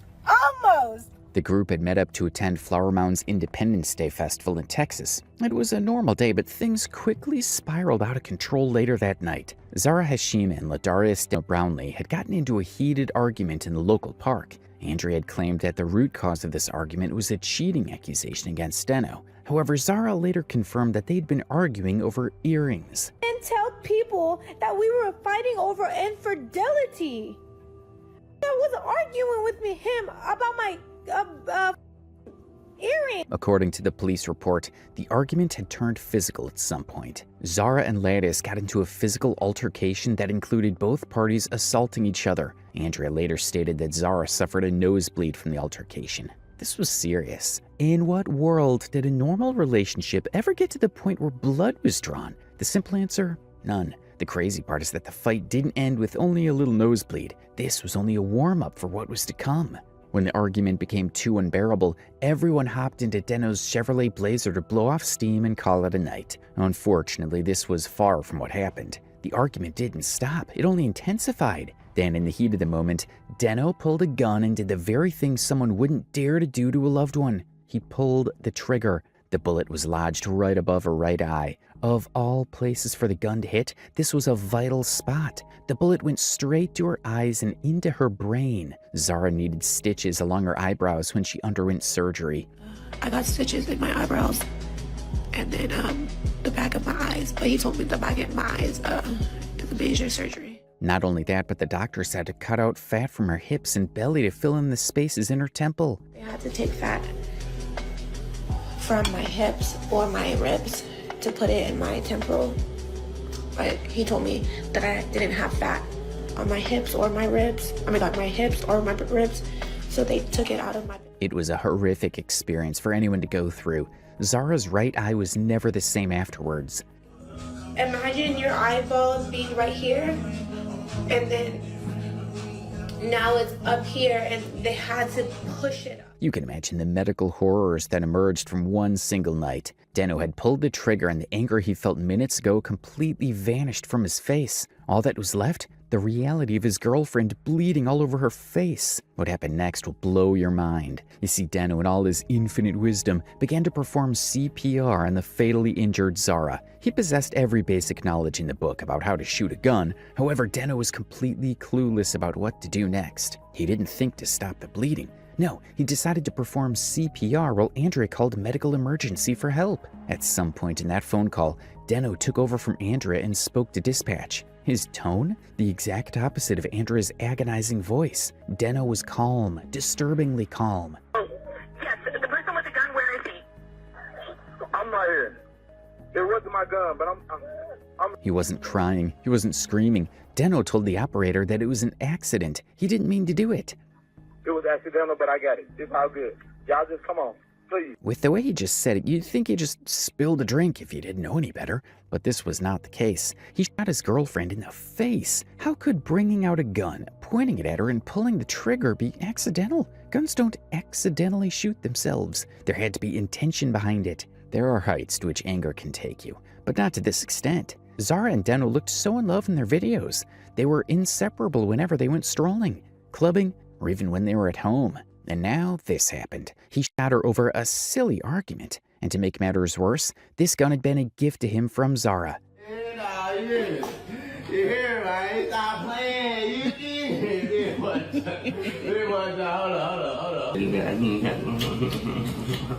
Zara had bought it for him for their safety, after he had disposed of all 3 guns he previously owned. Unfortunately, he used it on her. If you truly loved someone, you wouldn't flash a gun at their face no matter what. And claiming it was accidental? That was too absurd and convenient to be true. When police arrived, they found Zara lying in the street, bleeding out from a gunshot wound. She was rushed to the hospital in critical condition. While Deno was arrested, the chaotic night ended, but this was only the beginning. By sunrise, local news had already reported the story. And it didn't take long for internet users to recognize the names. The same Deno and Zara who had entertained over 180,000 followers with playful banter. What I say? Hey, bitch. I didn't say bitch. I didn't say bitch. Hey, bitch. I didn't say bitch. Dancing videos.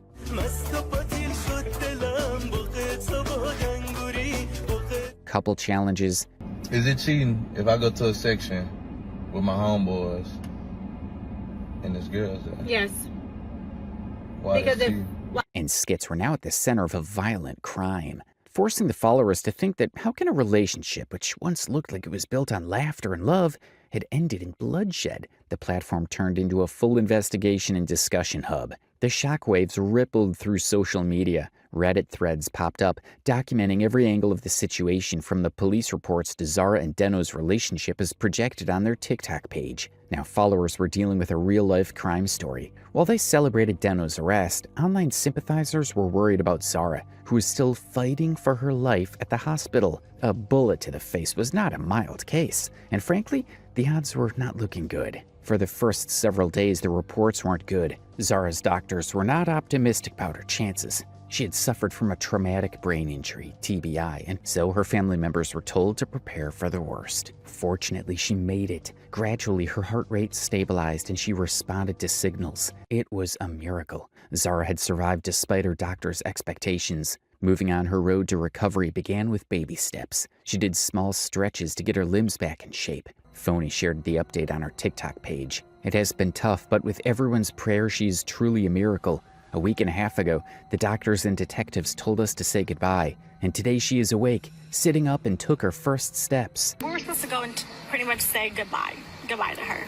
Like, that was it. Like, we were supposed to say goodbye, but she literally heard our voices. She heard us. It was indeed a miracle. However, Zara still had a long way to go. Since she suffered from TBI, she had to relearn how to talk, walk, and eat. Ready? Count to 5. Let's do it together.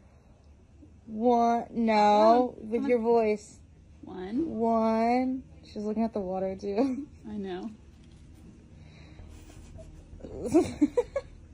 This was someone who had taken a bullet right above her eyes. It was a lethal shot and could have ended her life even with all the medical intervention in the world. But Zara was lucky. She pulled through and won the battle for a second chance at life. Every day was a battle.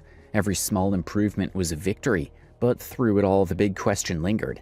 Would Deno face the wrath of the law? Now this was the tough part because we all know how that turned out. Zara's case quickly gained all-round attention and sympathy from netizens as it blew up on the internet. Users rallied around Zara in a way that was genuinely moving. The Justice for Zara hashtag trended across multiple platforms. Her sister Phony pushed for it and even started a GoFundMe for Zara, titled Zara Hashemi's Recovery. It came with a heartfelt plea. Dear friends, family, and kind-hearted strangers, I'm reaching out with a heavy heart and a plea for help. My sister Zara Hashemi has recently faced a major health crisis, has an urgent need of support to cover her hospital and rehabilitation costs. The rest of the description explained that the money would go towards surgeries, physical therapy, and long-term neurological care. The donations poured in. The target was $50,000, and about $3,700 was raised. Hundreds of people, families, friends, and complete strangers, all moved by her story, contributed what they could. This outpouring of generosity proved that despite all the toxicity on social media, there was still genuine compassion in the hearts of onlookers. As Zara's comeback continued to shake the internet, Deno sat in Denton County Jail wearing an orange jumpsuit. His mugshot circulated online, and no TikTok filter could soften that look. He was charged with aggravated assault with a deadly weapon. The public sentiment was overwhelmingly against him. How could it not be? He shot his girlfriend.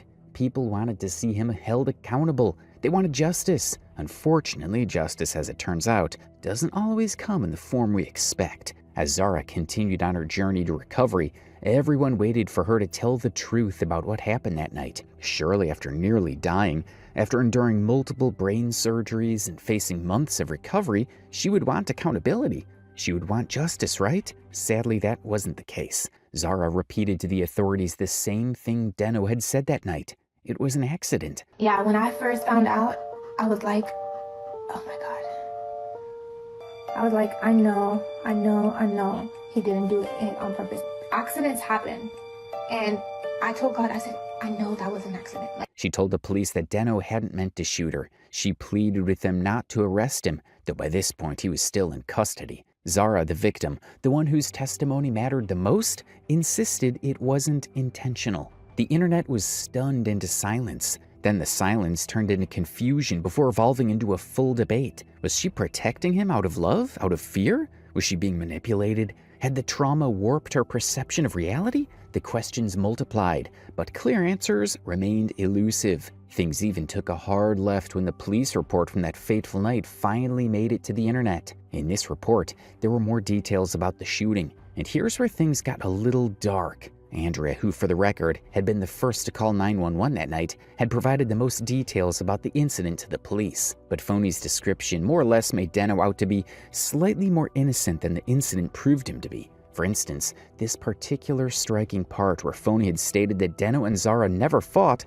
while Andrea claimed that Phony had told her the opposite on different occasions. This was the statement handed over to the police, and it seemed as though Phony was trying to save Deno's face. Deno, the one who had shot her sister right in her presence. It becomes extremely difficult to defend Deno's actions when we reach this section of the report. It read, while he was looking for his gun, Deno stated, "If I find this gun, on my mama," which Drea took to believe would shoot Zara if he found it. The inspector once again asked Andrea what she believed his statement could have meant in her own opinion. Andrea's answer was cutting and clear. Deno intentionally shot her friend. Do you know what's most surprising about this entire turn of events? The fact that the majority of the details from that night came from Andrea and not Phony, who was also present. Phony had remained silent, as if she didn't want to get Deno in trouble. It looked like a silent cover-up, like she didn't want to expose him to the internet. Even in the TikTok post she shared after Zara woke up from her coma, Phony claimed that it wasn't in her place to interfere in her sister's affairs. We don't want to release any information about what happened in my sister's relationship without her explicit approval, and she deserves her privacy. That sounds off, don't you think? What sister would protect the identity of a man who harmed her family? All it would have taken is one statement, Deno did it, especially since Zara and Deno had fans rooting for them on their TikTok page. There were news reports and police statements in circulation. One little hint wouldn't have hurt anyone. But for some reason, Phony and probably the rest of Zara's family kept quiet about her attacker. This development made a lot of people question Zara's post-recovery statement. Was someone manipulating her? And to what end? For what purpose? The questions and concern eventually checked out when months after her recovery, Zara appeared back on TikTok with a new story wired into her formatted brain. The only thing my sister didn't tell me is the fact that I was trying to reach for the pew-pew. But he said that he thought I was going to use it and pew-pew someone, and I'm scared of it. This video came at the time Zara had interacted with Deno after she left the hospital. Deno made her believe that she had intended to grab the gun first before it was accidentally discharged. And not only that, but from Zara's opening statement, Deno had told her that her sister Phony knew but kept it from her. Bear in mind that Zara had just suffered from a traumatic brain injury. She had no recollection whatsoever of what had happened, so she was open to hearing the statements of the ones she trusted the most. Unfortunately, she was being spoon-fed these falsified statements, which had not been submitted to the police on the night of the shooting. It does make you believe that manipulation was at play. From Deno and possibly her own sister Phony, they were trying to make Zara think that the gunshot was an accident, and Deno played no active part in it. Other commenters believed the same. Mind you, she has no recollection. This is what they're telling her that's so sad. She didn't cause this. They want her to believe she did it herself. It's sad her sister couldn't even tell her the truth. At this point, a bunch of information was not adding up. Why would Phony keep her sister in the dark about this toxic case with her boyfriend? What was her endgame? Phony and Zara are very close amongst their other 7 siblings. They always hung out together and would often joke about how they were twins on TikTok. Zara and Phony truly had the sweetest bond on the internet. From the way they always featured in each other's comment sections to live streams, Phony always posted the most heartwarming videos about Zara. But it's cool, I checked out. Oh, you want to be friends now? Okay, let's put my fake face on and pretend now. Sit around and talk about the good times. I didn't even happen. I mean, why are you laughing? Must have missed that joke. Let me see if I can find a reaction. No, but at least you're happy. Because like one, yeah. So you would never believe that she would want to harm her own sister. However, what was doing, the way she was keeping quiet about Deno, was not for Zara's own good. On a TikTok live with Zara much later, Phony defended herself by stating that the police had told her and her sister not to say anything about the case. Also, ask the cops, what can we say and what can we not say? Okay? We can't say anything online. We can't say he's innocent. We can't say he's not. You guys better. But that's the problem. While it's unlawful to pass judgment on a person without a trial, it's not wrong to state the simple fact to the audience who were interested in Zara's case. News articles had already published Deno's face everywhere, linking him to the crime. But Phony claiming that she didn't want to mention Deno's name for lawful reasons was simply absurd. Some said it's because her boyfriend Xavier was Deno's best friend, so she was sticking up for him. Others believed it was because Zara and her sister were not on a good page before the incident. But was that enough justification to hide a cruel truth from your own biological sister? Truth be told, the two ladies had their fair share of sibling wars. Get out. What did it say? Get the out. I still gotta grab your phone. I'll break that shit. Get the And I will break your face. No, let's go. Come on. They were mostly harmless, just the typical banter amongst sisters. But they often became repetitive in the whole Deno saga. Zara and Phony would argue on live streams more times than anyone could count, oftentimes for reasons that would make you wonder if truly there was something else underneath. Here's a compelling example. Yeah, she has a TBI. That's why I've learned to be patient. You're not Fatima. No. She said no. It's not funny. Fatima, if you say something about them again, I swear to God. Now you can see how Phony more or less mocked her sister when she didn't feel comfortable about the topic of their discussion. Here's another one. No, you can, Fatima, keep lying all you want. I don't care. She's always mean to you. Yeah, she is. But why? Why? Because you left everything at my apartment. In this video, Zara was upset about Phony not moving all her belongings from Deno's apartment. This is just to offer a glimpse of the nature of the minor disputes the audience were made to watch. As you probably guessed, the comments were not all rainbows and sunshine. One user wrote, "She's more upset at her sister over materialistic things than at the man that put her in this situation. Wild. Her saying Fatima is a liar. She sure is. She lied about what happened to protect Deno." From these comments, it was clear that Deno was a touchy subject, and that the two always fought about it. What's more, Zara was upset by it more times than not. She was in a pitiful state all round. If you were in her shoes and you saw your own sister acting sly and cynical toward you, how would you feel? And you know what's even crazier? She would later have a hunch that something was wrong.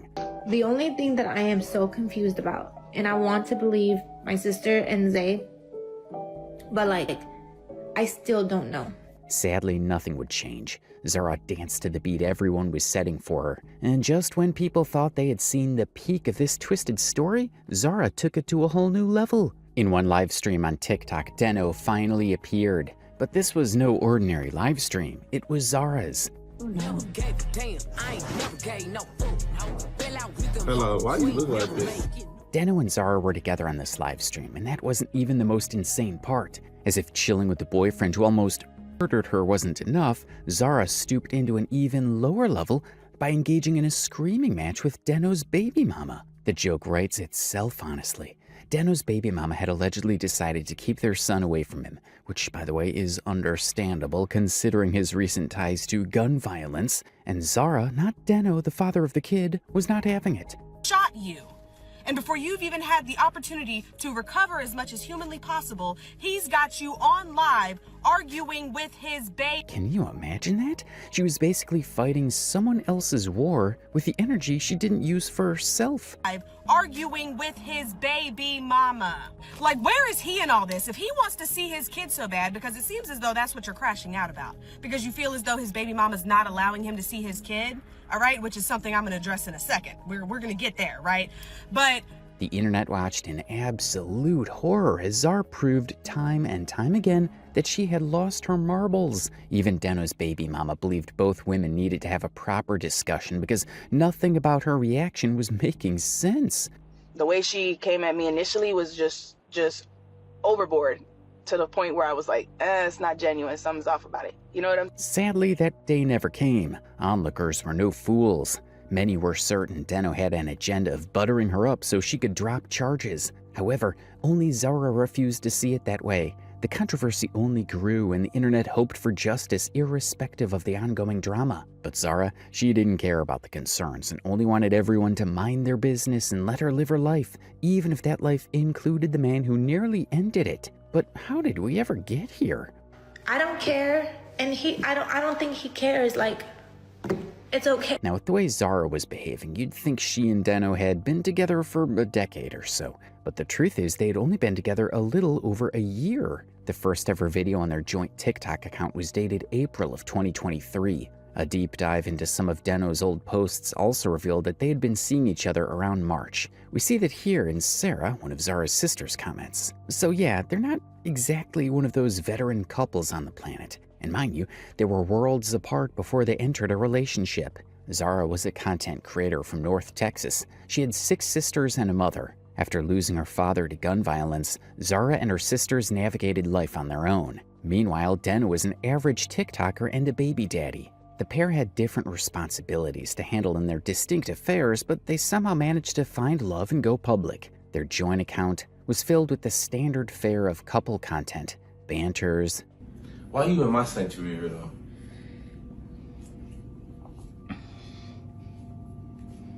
Belongs to us. Belong to me. Belongs to us. Pranks. Did you just hit me? What's up? What's up?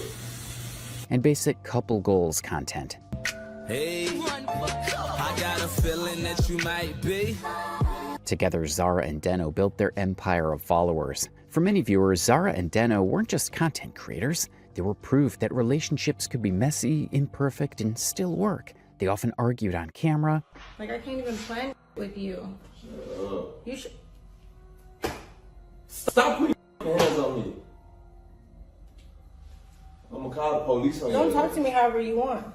Don't act like my little hits be hurting you. But they always seemed to work it out. Zara and Deno represented the ideal imperfect duo. But with the ugly incident on that fateful day, it was difficult to believe in their relationship like before. This is especially true when viewers began to notice some red flags they might have overlooked all those months ago. Behind the curated content, behind the playful banter and couple challenges, there were signs. Really terrible signs. After the shooting, when people re-examined Zara and Deno's old content with new eyes, the red flags became glaringly obvious. What had seemed like edgy humor or teasing suddenly looked like a foreshadowing of the Independence Day incident. Suddenly their play fights didn't seem all lovey-dovey as it was initially perceived. Better take the... But what? You better start taking these hits. You better toughen the hell up. You see that? Better toughen If the I hell wanted up. to, I'll be trying to show people. I'll be trying to show people that I could, you know, put you on your ass. Real. Additionally, not only were the videos showing the aggressive sides of Deno, but they also highlighted Zara as somewhat of an aggressor as well. The love of my life, I'm not marrying nobody else. What are you recording? Okay, so check this out. Check this out. So check this out. You irritate me. I'm trying to ask my fucking question. Your questions irritate. Looking back now, it's impossible to see it as anything other than what it was. Physical aggression, control, and intimidation disguised as a joke. And guess what? That's how abuse works sometimes. It's hidden in plain sight, wrapped in humor, just like Chris Brown and Rihanna's case. They were the power couple of the music industry once upon a time. But behind every happy photo and video of them were a series of assault and violence that had been covered up time and time again. History was repeating itself with Deno and Zara before anyone ever took note. The playful shoves,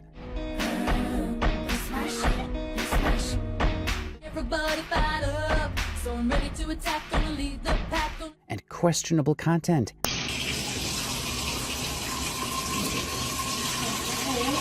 I'm not trying to hear that shit, folks. I can wash the damn dishes. Come on, watch out. Here you go. Come on. These aggressive play fights were warning signs, and the fact that the couple saw them as laughable content was very problematic. Deno and Zara might not have been extremely violent with each other on screen, but they were indeed toxic one way or the other. Off me. I'm gonna smack you with this pen. What is your problem? You're so annoying. You just come home and all you do is complain. God damn. Like, you're welcome for washing the dishes. I'm not trying to hear that shit, folks. Even a police report from the night of the shooting confirmed that what played out online was only a fraction of what might have potentially been happening behind closed doors. There were arguments, physical assault, and nosebleeds that night. And the icing on top, there were shots triggered by blind rage. Zara and Deno were not healthy for one another. And if we were to take the red flags from their TikTok videos into account, we could actually say the outcome wasn't much of a surprise. Had it not been a gunshot that night, it could have been one of their playful pranks or banters some other day. Now that we've taken a glimpse at the nature of their relationship, this brings us to the million-dollar question. Why exactly was Zara still protecting this man? Maybe her attachment to him was ruling her sense of judgment. Take the story of Natasha Kampusch, for example. She had been kidnapped at the age of 10 and only escaped from her captor after 8 years. After going through such a traumatic experience, Natasha did the unthinkable by buying her captor's house. This response, far crazier in scope than Zara's, is quite similar in pattern.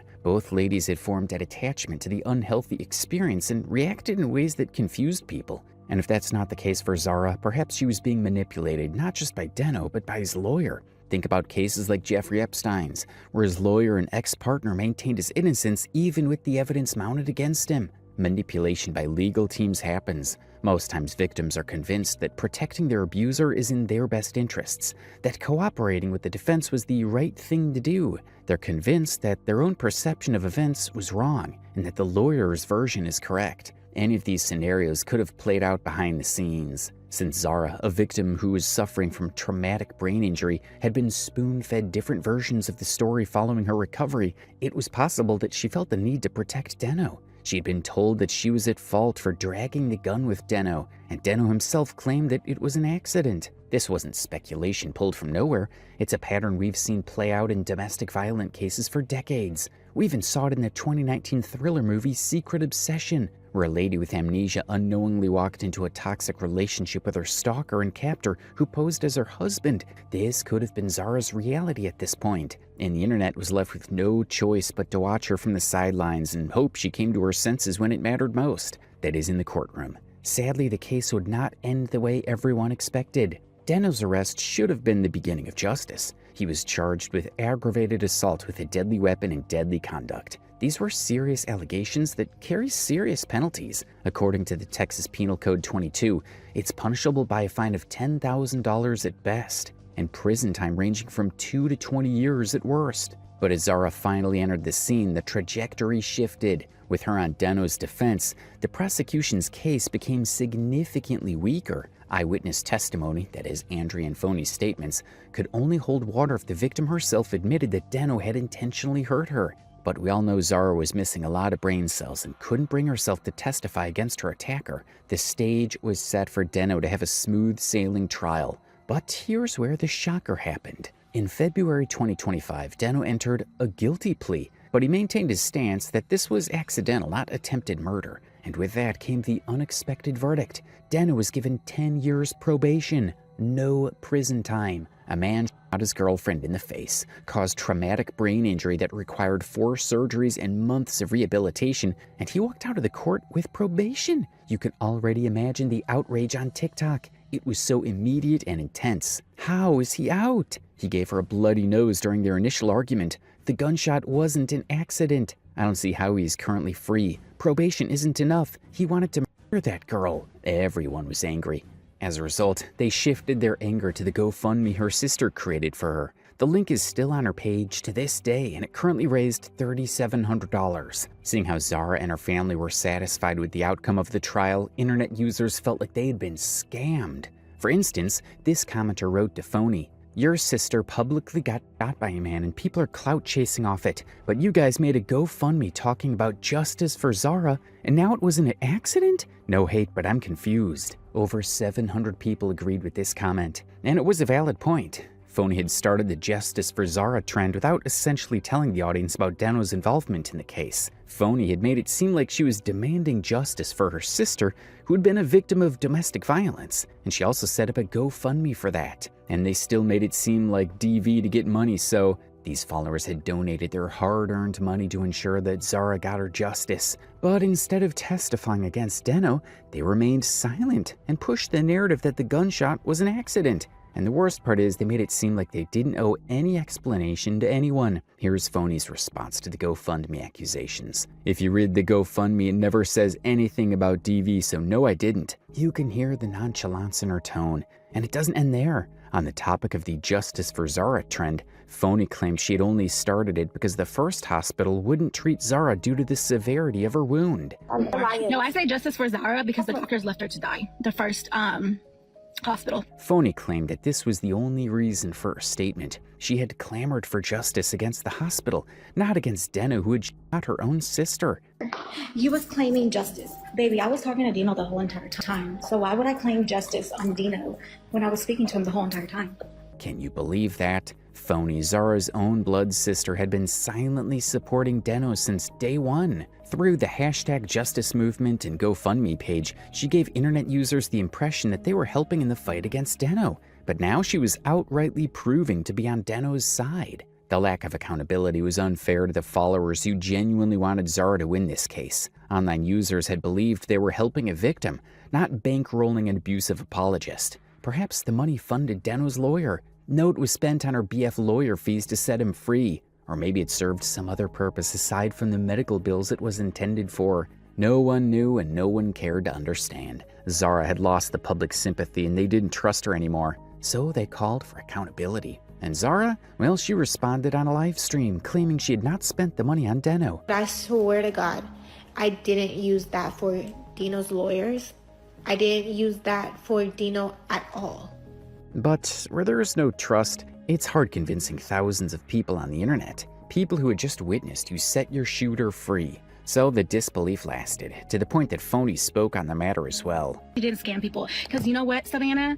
You give a homeless man money, are you going to tell the homeless man if you go buy food with it? Or are you going to say, don't spend your money on drugs or whatever? They're going to do whatever they want with that money. You guys did not donate to Zara for her life choices. People donated for her bills. Not owe y'all anything. She doesn't owe y'all an explanation. Oh, and she for sure did not scam nobody. Based on her reasoning, Zara didn't owe anybody any explanation for how the money was spent. Honestly, this family had no control. It was one nightmarish attitude after another, and it kept getting progressively worse. You see, the internet's anger was wasted on Zara because she simply didn't care. Her next move would leave you in complete and utter shock. After Deno walked out of the court a free man, Zara appeared on TikTok with a message that made everyone's blood run cold. She told the internet what an angel Deno was. No one knows how sweet Dino is. I swear to God, no. The whole video was just her talking all this jumbled nonsense about how she was a Capricorn, and people didn't know the whole story because they weren't in the car that night. You weren't in the car. You weren't driving.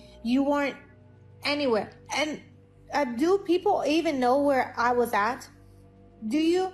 No, I'm a Capricorn. So why do I need to stick up for someone that doesn't need to be stuck up? From the way she was talking, you'd instantly assume she hadn't fully recovered from her brain injury. Her reasoning was staggering. She was actively defending Deno to hundreds of thousands of people who were begging her to see reality. Zara was Annalise Keaton for Deno, and she did her unpaid job with so much passion. She defended him for not being able to pay her medical bills. So when he was in jail for 7 months and a week, how do you want him to pay for it? Okay. Judge your own board. She even claimed he made her stronger than ever. Stronger than ever. What did he do to me except make me come back stronger than ever? He ruined my whole life. How? But the problem that Zara was not seeing was that none of this would have been an issue if Deno hadn't shot her. She kept on focusing her energy and defending him from haters instead of thinking for herself. In her head, all that mattered was Deno. And mind you, she was ready to sue. Sue him for emotional distress. Cherry, I'm going to sue you for emotional distress.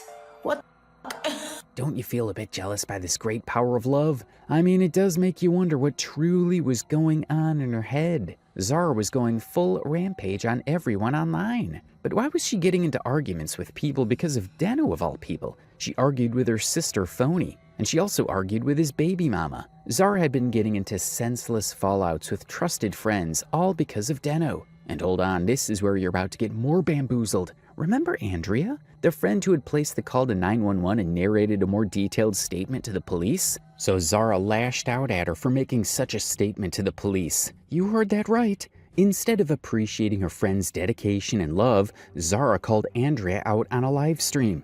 Did you guys not see her comments? But when you guys read the police report, did they add up? And you guys saw that I commented and I said, even the lawyer said that you're inconsistent because she didn't answer on anybody. She talked to the detective. Zara was convinced that Andrea's account was false because she hadn't advocated for Deno to remain in jail. According to her reasoning, if truly Andrea believed Deno was harmful, she would have made sure that he never won the case. So if everything that you're saying is actually facts, why didn't you make sure he didn't get out? Because I'm gonna do it. If I know what I'm telling you guys or the cops is the truth, I'm going to make sure he doesn't get out. At this point in the story, I don't expect us to find logic in Zara's case. Her viewers were also fed up with the mindless rambles. Andrea didn't lose anything, and Andrea can't help him in jail. If the victim isn't willing to cooperate, and clearly her sister and boyfriend aren't going to go against him, that's why he got out. Why is she so angry at everyone but Deno? The truth is, no one knows to this day. Zara's case was as mystifying as the origins of COVID-19. She just came on the internet with so much force and was using that energy to fight for her attacker. It was truly baffling how someone could be like that. But at the end of the day, it's just so sickening how somebody can defend a man like that and how she can go on the internet and cuss out everybody else. Thanks to this attitude, Zara and Andrea's friendship ended. Andrea called it quits, but not without insisting that Phony lied to Zara. And we already know that by now, don't we? And Zara, well, she came on live once again and bluffed that Andrea had to be sued for, wait for it, ruining her life. I need to sue Drea. Like, what? You ruined our life. Honestly, it's quite sad that the more you listen to her words, the more you wonder if she was still suffering from the effects of her brain injury. Zara wasn't listening to anyone, and she was pushing away the people who cared for her. Now this brings us to the most important aspect of the story. In all the ongoing issues, we had not heard a word from Zara's most valuable player, MVP, himself. With him out of jail, he could finally buttress his own side of the story, though it's clear that everything he says will just be rage bait. When Deno finally broke his silence beyond the courtroom, his response was everything people feared it would be: self-centered, cold, and completely lacking in genuine remorse. So with this situation, cause it was an accident. It was completely an accident. In no way did I mean to hurt that girl. And that's just real. Right off the bat, Den referred to Zara as that girl. You can hear the complete detachment in his tone. He didn't call her his girlfriend or his woman.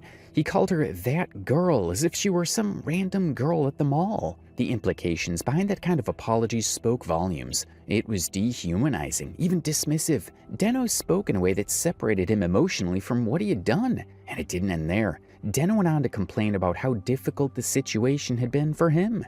Had this situation been something that was intentional, I wouldn't be right here talking to you. It's a process. You want me to sit in? I'm not finna sit in jail because that shit lame in here, that shit garbage here. I'm not sitting in there waiting to go to trial and do it. Loosely translated, Deno basically said he couldn't afford to go to jail for something as lame as this. And if we were to read between the lines, he only took the plea deal to avoid prison. In this whole live stream, there was no mention of Zara's pain, no acknowledgement of what she went through, the surgeries, rehabilitation, and permanent changes to her life. It was all about how the legal processes inconvenienced him. And you know what's worse? He bounced out of the relationship quicker than a folded spring. That was it. When the storm had finally eased up, he ended his relationship with Zara. And Deno somehow felt compelled to tell his audience that her scars from traumatic brain injury had nothing to do with his decision. I didn't give a fuck about this shit. Like, I took full accountability for the whole situation. And I didn't leave because she got scars, gang. Like, the online backlash was brutal. Some commenters quickly called him out for how he addressed Zara. She's not that girl. She has a name, Zara. And some others claimed he had remained by Zara's side to avoid jail time. Bro, he stayed with her so he didn't get locked up. He ruined her. It's crazy. And honestly, this last comment made a disturbing amount of sense. He stayed close during her recovery to ensure she didn't change her story. And now that he had gotten probation, he could show his true feelings on the matter, which was plain annoyance that it had dragged on this long. It was calculated and cold. And frankly, it fits Deno, a man who was willing to grab and shoot a gun during an argument. Although the relationship had more or less ended, it became completely official when a new source exposed the lies. This new source was Zara's only brother. While Zara was on her live, he confirmed what many internet users knew all along. The couple were no longer together, and the shooting incident wasn't an accident. This is my mom's couch. That's why Gino doesn't like you. Gino broke up with you, Drea's right. You're lying about Yeah. The whole scene was a chaotic mess as both siblings were shouting over each other, but we were able to quote the important parts. Deno doesn't like you. Deno broke up with you and Andrea was right. You're lying about the case. Well, her brother just exposed her and spilled all the tea on her live. Her brother was saying that Dino left her, hasn't been around, and that she's lying about everything. For the longest time, Zara had been trapped in a cycle of manipulation and denial, and was unable or unwilling to accept the truth. But with her brother's intervention, there was a shift in the narrative. So far, the family's silence on Deno's case had made it seem like they were collectively on his side and blind to all the red flags. But this confrontation sent a message that some part of the family was sick and tired of the narrative. They were desperate to put an end to Zara's version of events. At long last, there was no excuse for her delusion. Deno had moved on with his life and didn't even waste time to get a new girlfriend. Meanwhile, Zara had to dance to the tune her new reality was setting for her. She would not like it, but what choice did she have at this point? The final chapter of Deno and Zara's relationship played out exactly as many people predicted it would.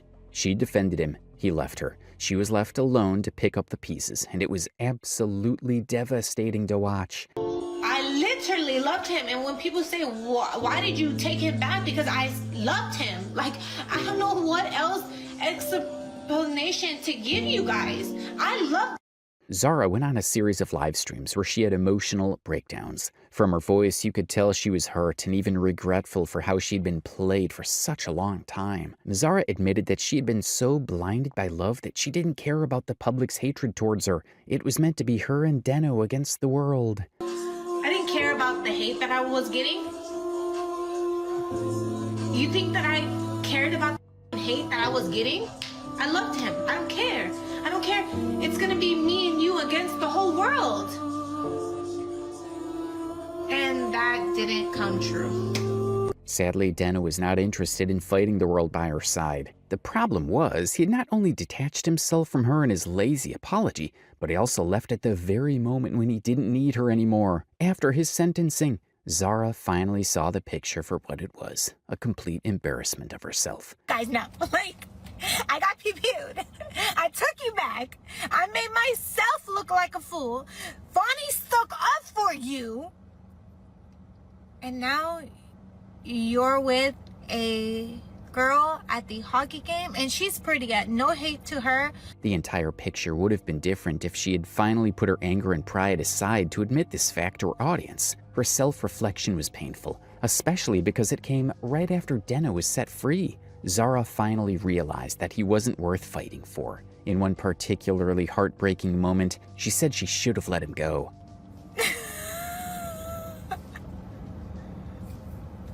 No, I need to... Somehow Zara hoped she could reopen the case, but there was no going back for her or anyone. The deed had been done. I can't reopen the case. Okay? So with everybody that keeps telling me to reopen the case, I can't. I just got off the phone with the detective. I can't do nothing about it. During this period, Zara also claimed that she'd been manipulated by Deno and his lawyer. Well, we kind of suspected that, didn't we? His lawyer and his dad manipulated me to falsely tell them that we were together, even though he deleted me. Sadly, the damage had been done. The internet didn't take the news quietly. Some internet users were sympathetic to Zara. This commenter, for instance, was simply glad that the incident was behind them. I'm so happy she's awake. More importantly, alive. I knew she'd wake up and realize he did this on purpose. But others, well, let's just say they didn't sugarcoat their relief. A faction of them expressed that Zara had only come to her senses after Deno left her. The problem is, if he came back, she'd take him back in a heartbeat. She only feels this way now because he left her. It's arguable, but it also makes sense, considering how Zara had actively ignored all the warning signs. Meanwhile, another set of people blamed her family for the misfortune. Your family let you down, Mama, in your most vulnerable, weakest moments. They made him out to be innocent. The bottom line was, everyone was angry that she had missed out on the chance to get her justice. Now, we can't blame a victim of traumatic brain injury for the way they acted. However, in this case, it's hard to find an excuse to justify Zara's behavior. Since she could come to her senses after Deno left, it meant that she still possessed a semblance of her thinking faculty. But now this sudden miracle doesn't matter anymore. Zara had to face the consequences of her own actions, and the internet could finally breathe fresh air around a topic that shouldn't have lasted this long in the first place. Finally, maybe I will start liking her now. Now she has an opportunity to heal. In the aftermath of Deno's departure, Zara went on a full-blown journey to acceptance. Since she could no longer reopen the case, she decided to focus on self-reflection and further healing. On the quest to self-meditation, Zara returned a new soul with zero respect for Deno. Literally, him and his weak-ass apologies. Literally. He doesn't even know what it feels like to have 4 surgeries because... In the same video, Zara once again admitted that Deno had manipulated her. But instead of regret this time, her tone was firmer, filled with the conviction she lacked in the early days of her rehabilitation. Her acknowledgement was refreshing. And I was so dumb. Like, oh my God, I was so dumb. Like, oh my God, he manipulated me. But it somehow drew Denna's attention back to the discussion. He refused to let people think that he was a manipulator. On top of being an abusive boyfriend, that is. The insults had gotten too much for him to bear, so he went live. Y'all trying to say, oh, I made her say this. Nobody made nobody say it. I swear to God on everything I love, on my baby, on my child, on my life. Deno had moved on, but his reputation as a girlfriend shooter followed him around like a middle name. Deno couldn't be seen on the internet as a loving boyfriend anymore, so he spoke his truth. However, the most baffling thing happened. Zara joined his live and called him a liar. Bro, what? You're a liar. Okay.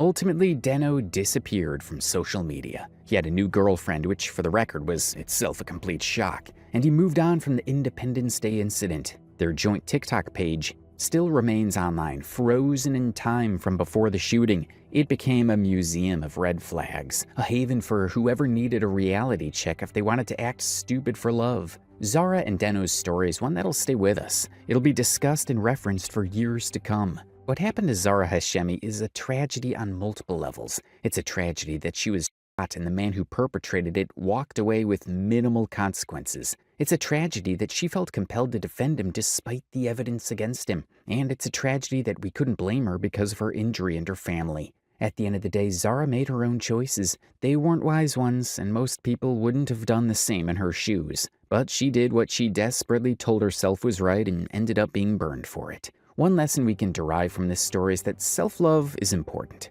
If you wake up from a coma and heard someone dear to you had pulled the trigger, maybe exercise caution first. It might have been an accident. Not Deno's definition of accidents, but a real one. What would make the most sense is being wary first before believing stories. Also, maybe check the police report, who knows? Maybe the truth from an eyewitness would help you gain clarity on the situation. Zara made a lot of mistakes in her painful story, and will grieve the loss of justice along with her. But one thing is certain, trust and self-love are very important and would help people walk out of toxic relationships, especially when the warning signs are written in plain red for all to see. It's like being with a guy that is your dad, old enough to be dad.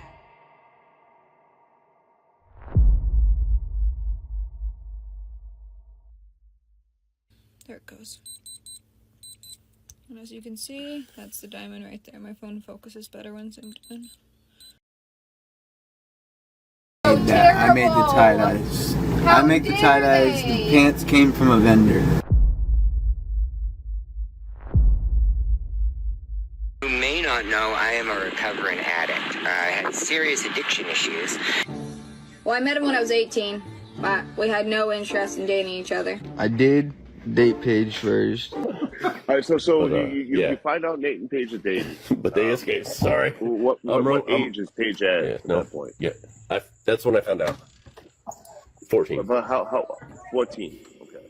Nate Poulin and Paige didn't step onto TikTok looking like villains. They built themselves up as a couple running a jewelry business with a personal touch.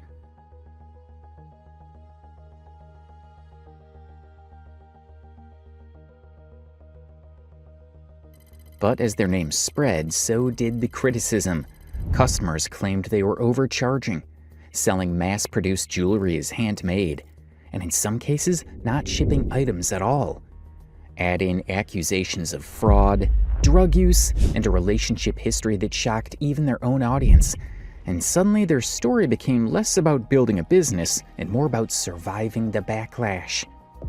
How did a simple jewelry hustle spiral into one of the most talked about internet scandals? And what really happened behind the scenes? Today, we're going to discuss just that. It's this bone broth, and it's got bone broth, cinnamon, carrots, rice, turkey, rice starch, and thyme. Ham sap, which is really good. Is it good, folks? Is it good? However, before controversy ever touched them, Nate and Paige were building something that seemed straightforward, a jewelry business. Nate David Poulin began his career in 2000, working in a small jewelry repair shop in Carterville, Illinois. Over more than a decade, he trained in repair, design, and diamond grading, completing the Gemological Institute of America's Diamond Course, a credential few jewelers achieve. So here we are, finishing up the pendant. You can't really see much of it, it's got Anyways, stuff all over it. the red ruby under his thumb, and then there's multiple stones Yeah, around there's little rubies and diamonds all around So the this outside. process you're doing is what? Right now I'm polishing it, is what I'm doing. It's 3 different sets of polish. You start with the highest grit and then you work your way down. Well, you start with the lowest grit actually and work your way up. But So he's on the second one right now. Then alright guys. there she is. There it is. I'll get you a better video on a few here. We're gonna throw it in the What are we throwing it into? shiny. Is This is a large ruby with small rubies and 3 diamonds. Yeah. Pendant, Got some small sterling rubies silver. in it. It's got a few diamonds in it. Show it down here. Very beautiful piece that Nate just finished. His reputation was rooted in craftsmanship, attention to detail, and decades of experience. Paige Seeger entered his story later, and together they launched NP Creations, a brand that quickly gained traction on TikTok. What's up, guys? We are an age gap couple. We are hippies and we travel the country. Yeah, this is Paige. I'm Nate. I'm gonna show you guys some of the cool stuff that I made this week. So this is a bracelet that I made. It's an opal bracelet. This is all stuff that I make that we have listed on the website, linked in the bio. So this is another one that I made. I absolutely love this one. The oranges and stuff in it are really, really beautiful. This is a necklace that I made. It's my first time making this design, so this one is really cool and is also on the website.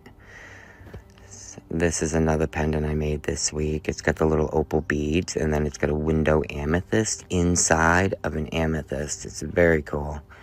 Very, very cool stones. Instead of relying on traditional marketing, they built their business around live selling, short, energetic broadcasts where they presented jewelry as if it carried a story only they could tell. It worked. And the real golem. He's my precious. In his natural habitat. This is my ring. My precious little ring. Nobody can have you. It's my ring. It's my ring. Not yours. It's my precious.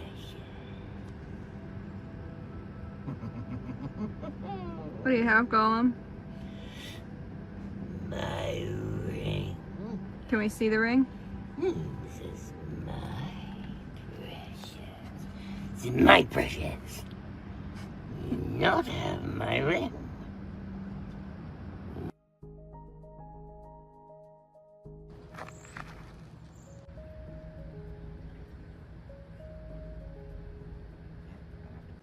Okay, quick photo. Within months, their follower count climbed into the tens of thousands. Their audience wasn't just buying jewelry, they were buying a connection, a sense of involvement. The pieces were presented not just as accessories, but as crafted expressions of individuality, each one handmade with care, they claimed. Their TikTok presence became the core of their strategy. Videos of them showing rings, necklaces, and bracelets were framed like performances. They offered behind-the-scenes looks, casual banter, and live reactions that created intimacy with their audience.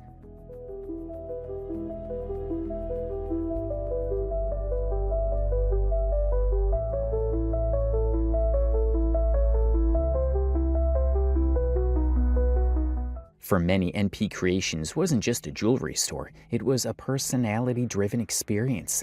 That personal connection was powerful, but it also meant their brand was vulnerable. Every claim, every product, every promise could be examined in light of their public persona, and that scrutiny came sooner than they expected.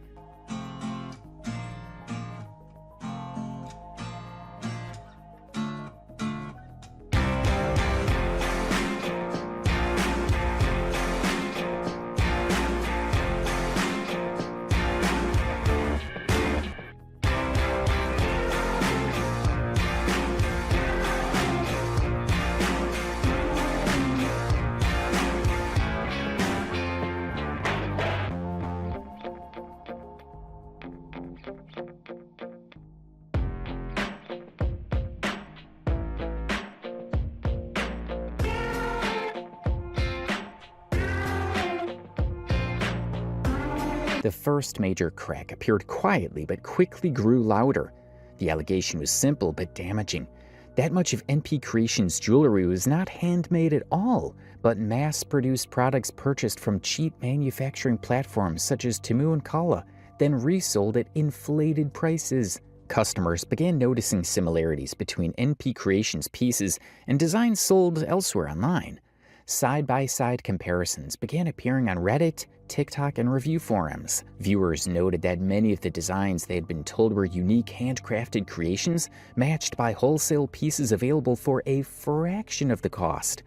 This wasn't just a question of price, it cut to the core of what NP Creations was selling, especially as fake stones allegations also arose. Their brand was built on trust.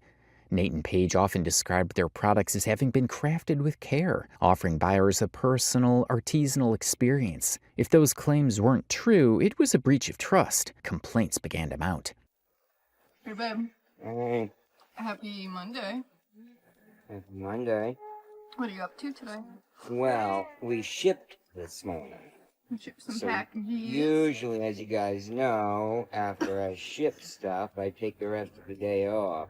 And I do stuff that I like to do, like He's doing that one up there. That red one with the peace animal. We'll give it a zoom in. Oh, she really zoomed in. My gracious phone. There it is. Enjoying yourself? Yeah. Hey.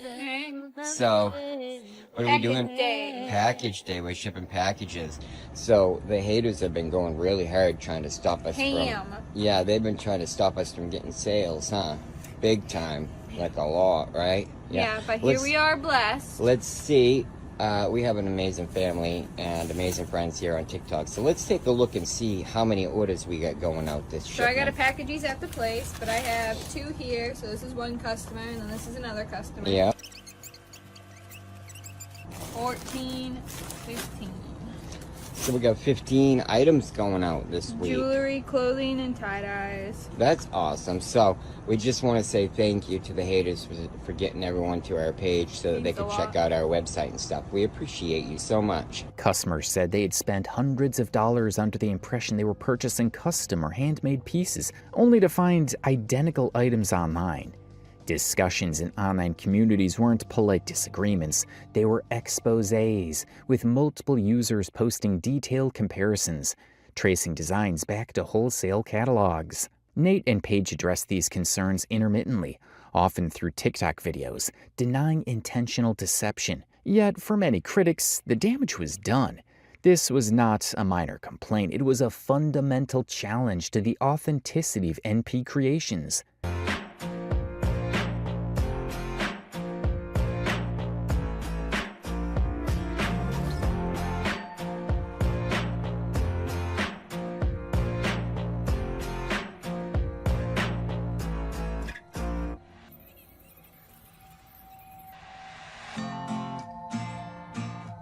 Asked a question. They asked if it was gold or gold coated. So He's putting his safety glasses on. Eye protection. Some gloves. Because he learned that lesson. maybe some people don't know how metal works, but they asked, it was on the video of me soldering and making a gold item. So maybe the person just doesn't know how gold is made or how it is mixed. Things like that. So I'm going to show you. So we're going to go in the drawer. Yeah, I'm pretty sure this one's the 1 gram. Yeah. Okay. Yep. So this is what he So, gets. We're going to put that. We got some scrap gold here somewhere. I'm going to put in there. This is what I've been using right here, which is a gold coin. It's a Canadian gold coin, which is 999.9. Now, I don't know if you guys can see it, but on the back here, you see the font. The top one is 1 gram. It's really hard to see. If you zoom in, you should be able to zoom right into it and see it. See, it says gold there. Yeah, and then 1 gram at the top. We can always put a photo for you guys at the end too. Alright. I didn't know what a gold gram bar looked like. Is this his scale to weigh it? Gonna need the scale for this one. I don't know. I don't think you lost anything. Something fell. I don't know what it was, but This just hit. Okay. Anyway, sorry guys. Alright, so now he's gonna weigh it. And then this here is the alloy, correct? Yeah, that's the 14 karat gold alloy. Can you pause that and grab me a pair of scissors? Alright, you guys. We're getting the bar packaging open. Yeah, you can't show that on here because... But yeah, anyways, this is the alloy, which he mixes some of this with what he needs for a ring or a pendant or whatever he's making. So, this is a 1 gram certified bar. If you flip it over, and then it gives you all the instructions. I'll get you guys a better video picture of it. So, going to weigh it. So it says 1.2. So then you use 0.72. Use 0.72 of the 14 karat gold alloy. So, and it all depends on what carat you're trying to make, correct? it does, yeah. But we are doing 14K rings, pendants.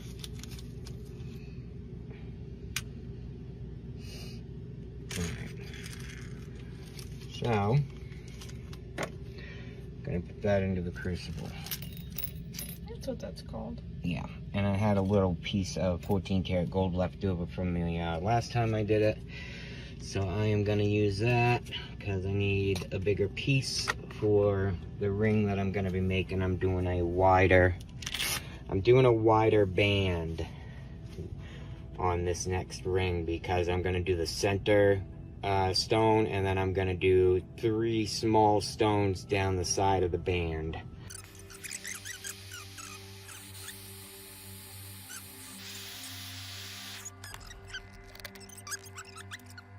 Yes. Which is what his big press. So what I'll do, is I have a press that I will start putting this through and making it into what I need it to be. Nice. So hopefully that answers that question for you, whether it is real gold or plated gold, yeah. So it is 14 karat gold that I make my items with. It became a defining moment in how people would view the couple's brand. The question wasn't only whether the jewelry was handmade, but whether the business model relied on misleading its audience. The allegations stuck, and this controversy became a foundation for the scrutiny that would follow. Ryan, I think that's mountain jade, not moldavite. I believe you're correct. After a lot of research and stuff like that, I believe that is exactly what it is. I appreciate everybody giving their input on what they thought it was. I got this answer right here the most, and so I did a lot of research on it and really checked it out, and what we found out was that is what it is, and it's actually even found in the area that we found it.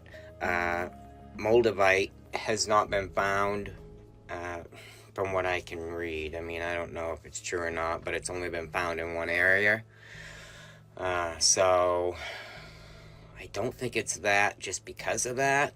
I mean, you don't know, because somebody could find something different in a different area. It really just depends on what has hit the earth to cause it. And maybe that small little lake right there was created by a meteor impact. I don't know. But I think that it's probably more likely that it would be jade. He sat down and did some extensive research instead of just popping up on the first answer. So all your guys' comments, I mean, there was hundreds and thousands of you that commented on that video. So it was kind of neat to see, but like this was the most common one there. Yeah, we got this one the most. If we did like a poll, say... It was kind of neat. Well, the analytics tell you what words are used the most in the comments, and it was the most used word in the comments. So it does got that kind of green, so... Yeah, one of them, which... I mean, they had one other one that was above it, but it wasn't really legitimate. And if this was the first crack in their public image, it would not be the last.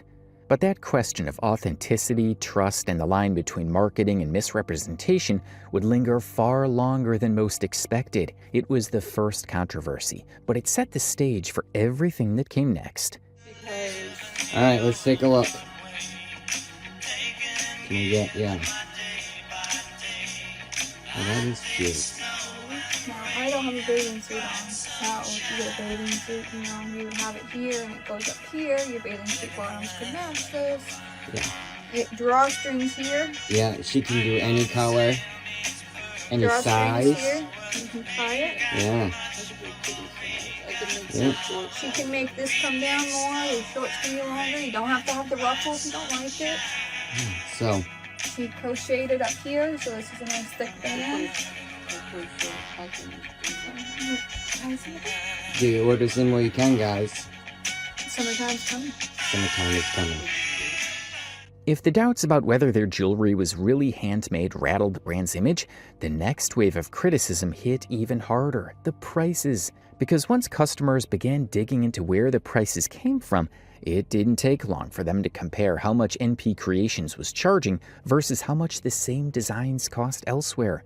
And the gap was staggering. Viewers who once tuned into TikTok Live's Ready to Buy began posting screenshots. A ring that Nate and Paige had sold during a live stream for over $300, presented as a unique design, was found online for less than $30. Bracelets and necklaces priced at $150 to $200 were traced back to sites like Temu and AliExpress, where bulk orders brought the cost down to under $10 a piece. For critics, this wasn't just normal retail markup. It looked like blatant exploitation, with similar cases rising higher every day. The backlash snowballed. Customers who had proudly shown off their purchases suddenly felt scammed, posting side-by-side comparisons across Reddit and TikTok. Some called NP Creations nothing more than a drop-shipping scheme in disguise, accusing Nate and Paige of hiding behind the image of being artisans, while really just flipping mass-produced products. For those who had paid premium prices, the realization stung.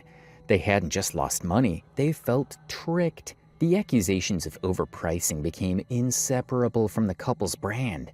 Every live sale, every product showcase was scrutinized with suspicion. Were the stories Nate told about each price real, or just part of the act to inflate value? Swirl. It's a swirl. It's a hoodie. It's a size medium. Go to the side. Size medium. Nope, wrong side. And it's available for a deal of $75, normally $80. So he normally does it for $80, and he's doing a sale today only for $75. You give people a minute to see if they want to purchase it. I know, it's just so terrible. I made the tie-dyes. I make the tie-dyes. The pants came from a vendor. Was Paige's enthusiastic presentation genuine, or was it theater designed to justify charging hundreds for something worth a fraction? The controversy raised a deeper question: how much of NP Creations was business, and how much was performance?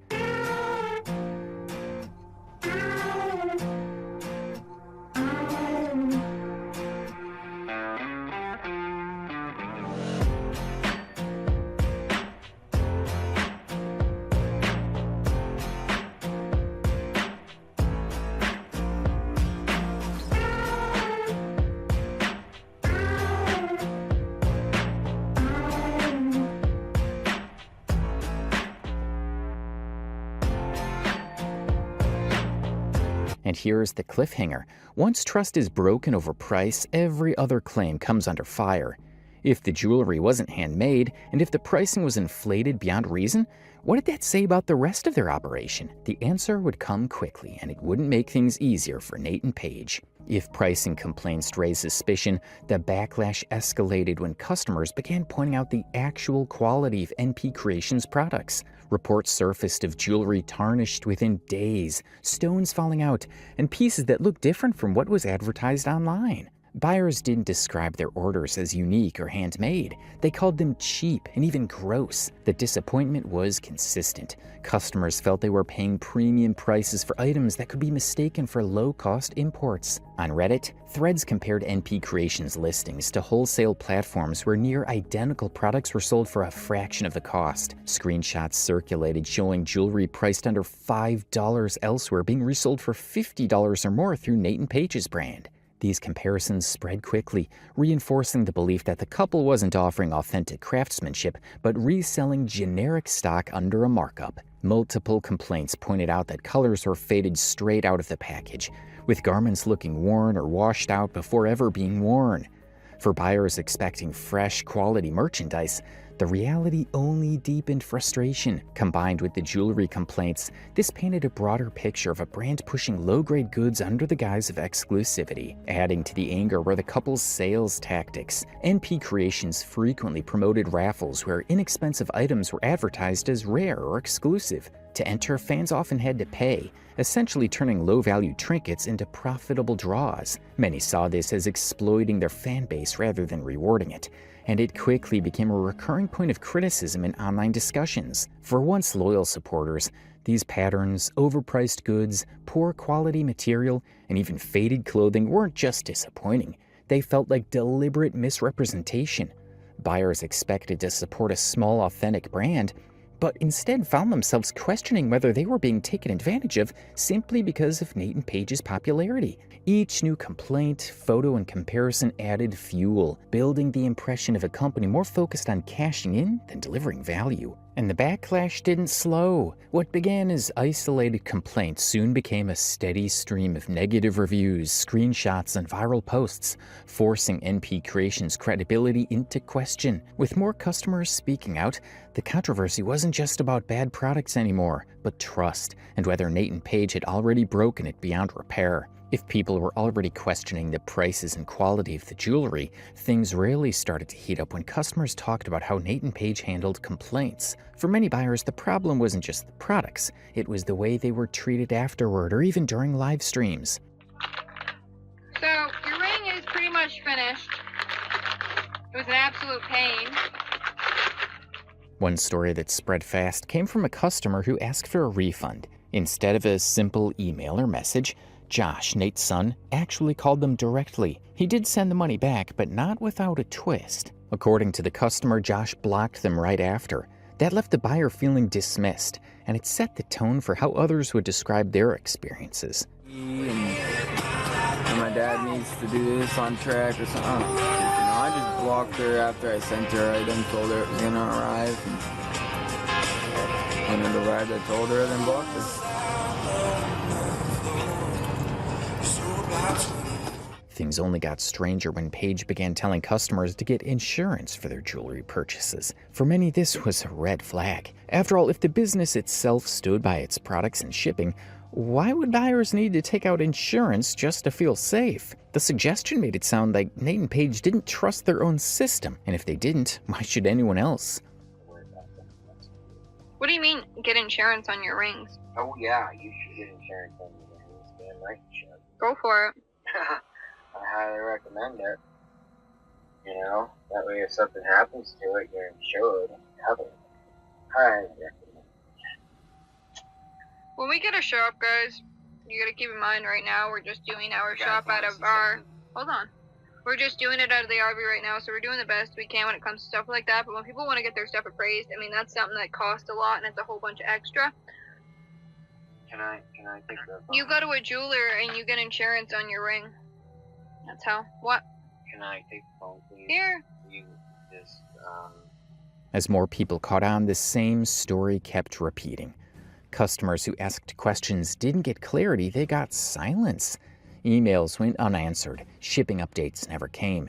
And when frustrated buyers took their concerns directly to Page on TikTok, they weren't met with solutions. Instead, they were met with a block button. So I just had a little interest just hanging on in with these two. Here I am, minding my own business and scrolling my FYP when I come across this page on my regular page, and I see that we're busy hosing down tie-dyes, so I hear them say that they're $65, and I'm like, the $65 for a hosed down trailer park? Oh my god. LOL. So I asked questions, and as you can see, they didn't like my questions, so they blocked me. And all I was really saying is like $65 for a shirt that gets hosed down in a trailer park versus $10 for a shirt at Walmart. Don't last more than I mean, 6 months. That's I why don't we got know. them for that No much. comparison. But Nate did tell me, don't you dare wear that Walmart shirt to a festival or they'll know. Factory made. Aren't hippies supposed to be like a peaceful type people? I don't know. But they did get very mad at me for asking these questions, and then they blocked me. So I feel like that says just about everything about their character right there. People in the chat did think I was pretty funny though, so there's that. Anyways, hope you guys have a great day. Enjoy your hose down session, Josh and Nate. Looks like some real serious father-son bonding. That probably should have happened when Josh was younger, so you didn't come up so bad. Anyways, have a great day. It wasn't only paying customers either.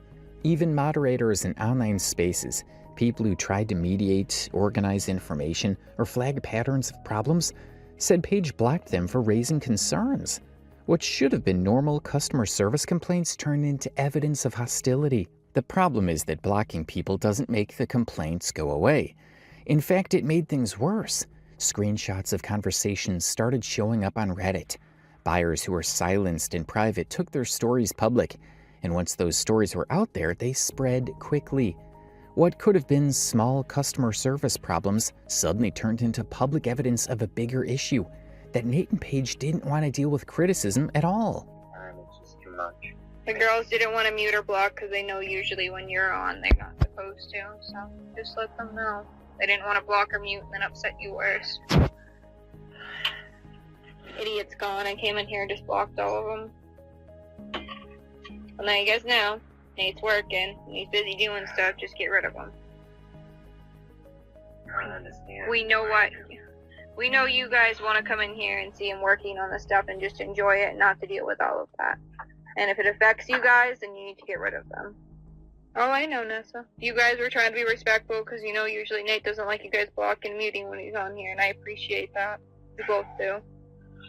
Somebody clearly was being stupid.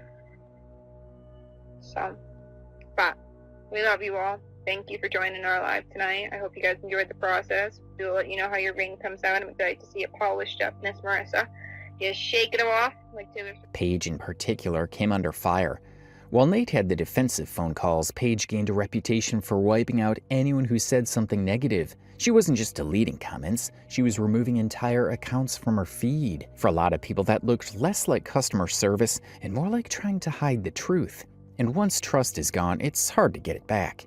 People can forgive a product that breaks or doesn't look like the photos, but being ignored, blamed, or cut off just for speaking up, that's harder to move past. Buyers started warning others before they even placed an order. Well, to those who actually participate in here, who can tap the screen and comment, and actually, not just stare at me like a weirdo, thank you. And to those who don't, well, you'll know why you got blocked or muted. Or unfollowed. I watch live all the time and I don't say anything. Tapping. We didn't even hit 10K taps until just now. The irony is that by blocking people, Nate and Paige gave critics even more fuel. Every customer who shut down went somewhere else to tell their story, and those stories painted the same picture, a business more interested in controlling its image than helping its buyers.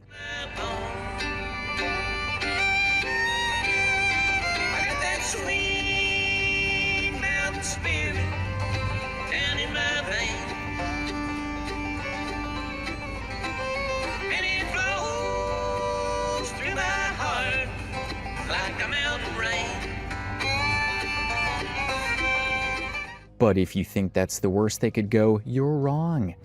Scam allegations are where things went from bad press to serious accusations. For Nate and Paige, complaints about customer service or overpriced jewelry were damaging enough. But when buyers began saying they were being outright scammed, paying hundreds of dollars and receiving nothing, that's when the warnings really started to spread. It often began on TikTok live streams or Reddit threads.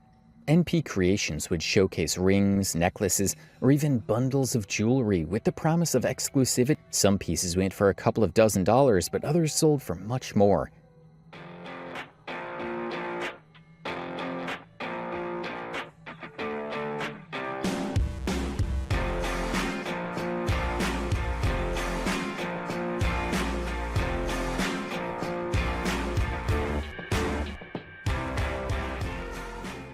Reports claim buyers spent as much as $300 to $400 on single items, lured in by claims of limited stock or one-of-a-kind designs. For viewers, it felt like a high-energy auction.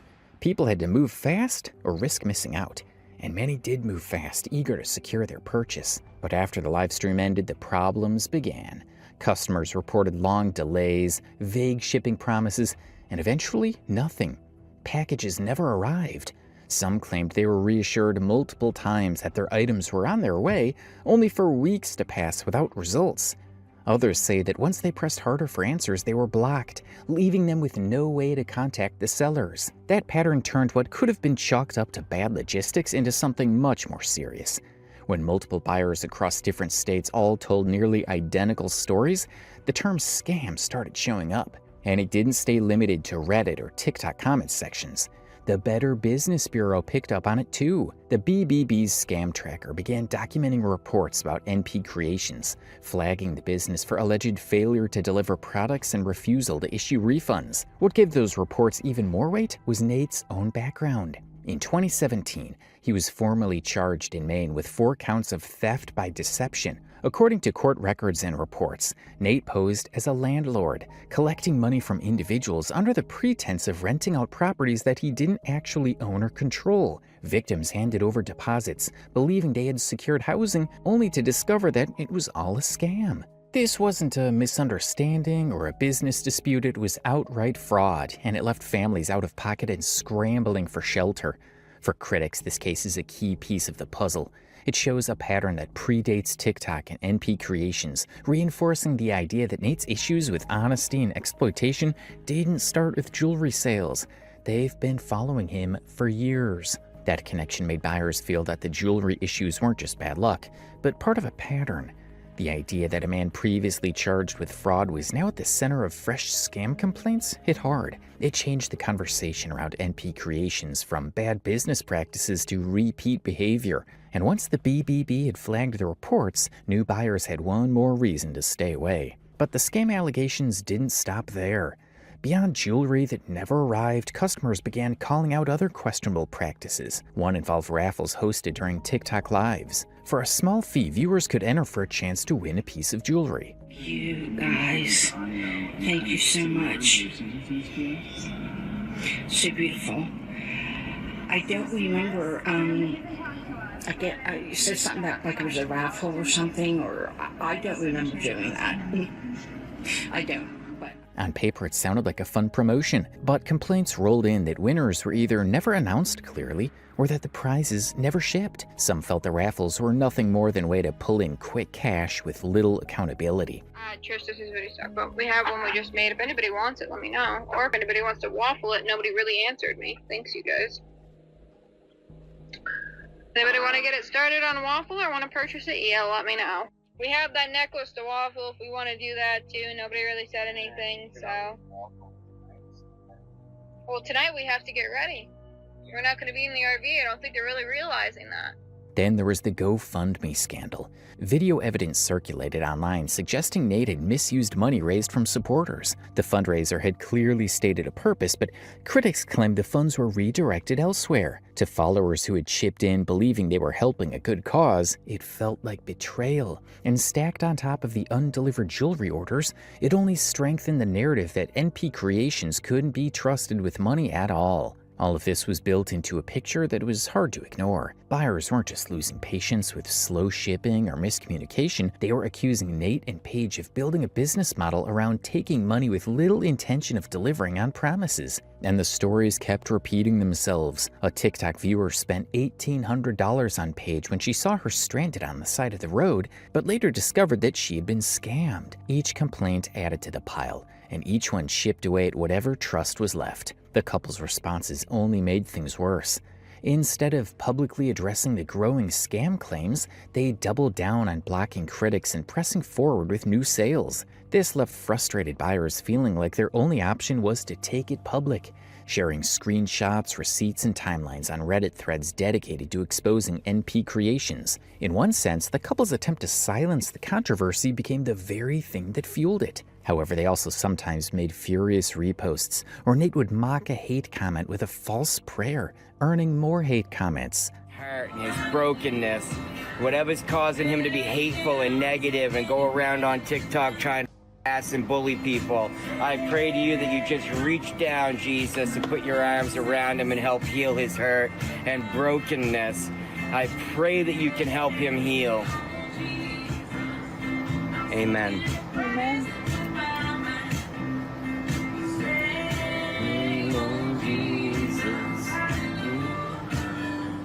According to People, they both exposed themselves as fake by misusing religion and only caring about money. That's the devil working. That's the devil working in the background right there. When you're living in the light, trying to show kindness and love online, the devil's going to send his army after you every time. You have to stay fast to your faith and your love for God. That's the internet now. I'm not going to stop shining.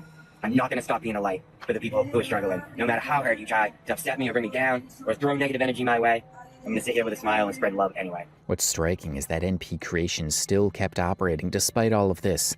New live streams kept popping up, new sales kept rolling in, and new customers kept warning others in real time. It created a strange divide. Loyal followers who wanted to believe in Nate and Paige, and critics who felt scammed and silenced. Alright, not that I need to show, but I have shown the receipts several times on live, multiple times. But I am going to show you the receipts from getting the motorhome fixed. You clearly didn't see the live when I showed them to everybody. I've done it maybe 3 or 4 times, and that's okay. So I'll post the receipts. I have to blur some stuff out, obviously, because the haters will jump right on there and try to see what they can see. So I will post them right now for you. Brother, that's my headache. Don't you worry about me. You just mind your own business. Mind your own business. 'Cause if you mind your business, then you won't be minding mine. However, if the scam accusations weren't enough, another controversy started brewing around Paige's own financial habits. On Reddit, users pointed to a discussion where Paige herself admitted that she relied on multiple credit cards and payment methods to fund her lifestyle. To casual viewers, that might not sound unusual. Lots of people juggle credit cards. But critics took it as a red flag. So, everything's in my name. And then when we get married, it'll be in both of our names. And it'll be ours. Everything is ours. Nate's name is mine. My name is his. Our last name is shared. That's our relationship. We have some joint accounts, and we have, we have our own credit Oh, sorry, I cards. forgot to tell you. You're going to put everything in my name, and then it's just going to all be a downfall from there. You're just using it. I forgot to tell you that. How the hell is that using you? If I put everything in your name, I'm the one taking the risk. People are so... So, in general... If everything was in your name, you could wake up tomorrow and say, hey, I'm leaving. You're shit out of luck. So I guess I don't understand how their comprehension on that works. Do you, pretty girl? Do you? Jeez, yeah. So... Oh, man. The issue wasn't just that she used different cards, but the way she described it. It came across less like careful budgeting and more like scraping together funds to cover gaps. For a couple already accused of mishandling customer money, this raised obvious questions. Were Nate and Paige really running a stable jewelry business? Or were they just cycling debt to keep things afloat? That suspicion only grew when people began comparing the lifestyle they presented online to the problems customers reported behind the scenes. On TikTok Lives, Paige showed off clothes, accessories, and trips, while buyers claimed they were still waiting on orders worth hundreds of dollars. Some critics connected the dots. If refunds weren't being sent and items weren't being shipped, was that money simply being redirected elsewhere? What do you want to say to everybody?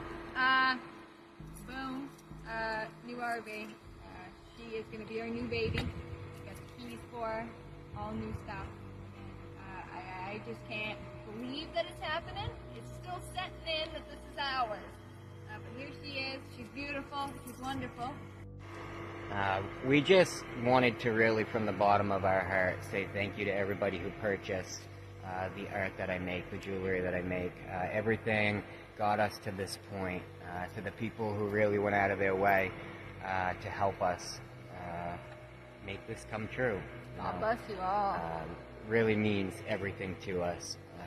We can't put into words How much how amazing it really is. your kind heart.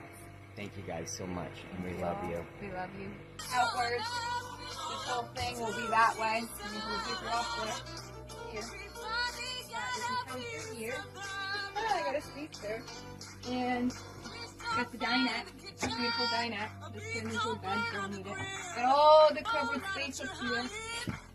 You got the kitchen.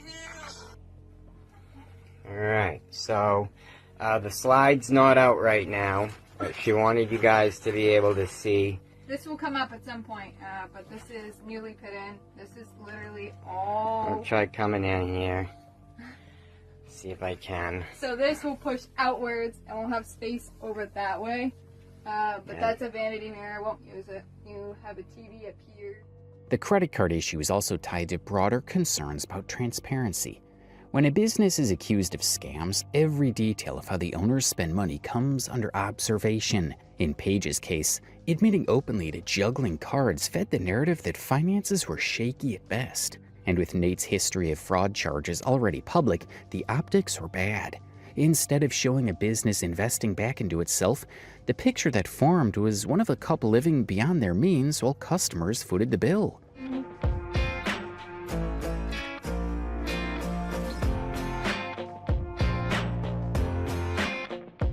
It didn't help that Paige sometimes leaned into showing luxury-style purchases while also talking about financial struggles. For critics, it felt like a contradiction.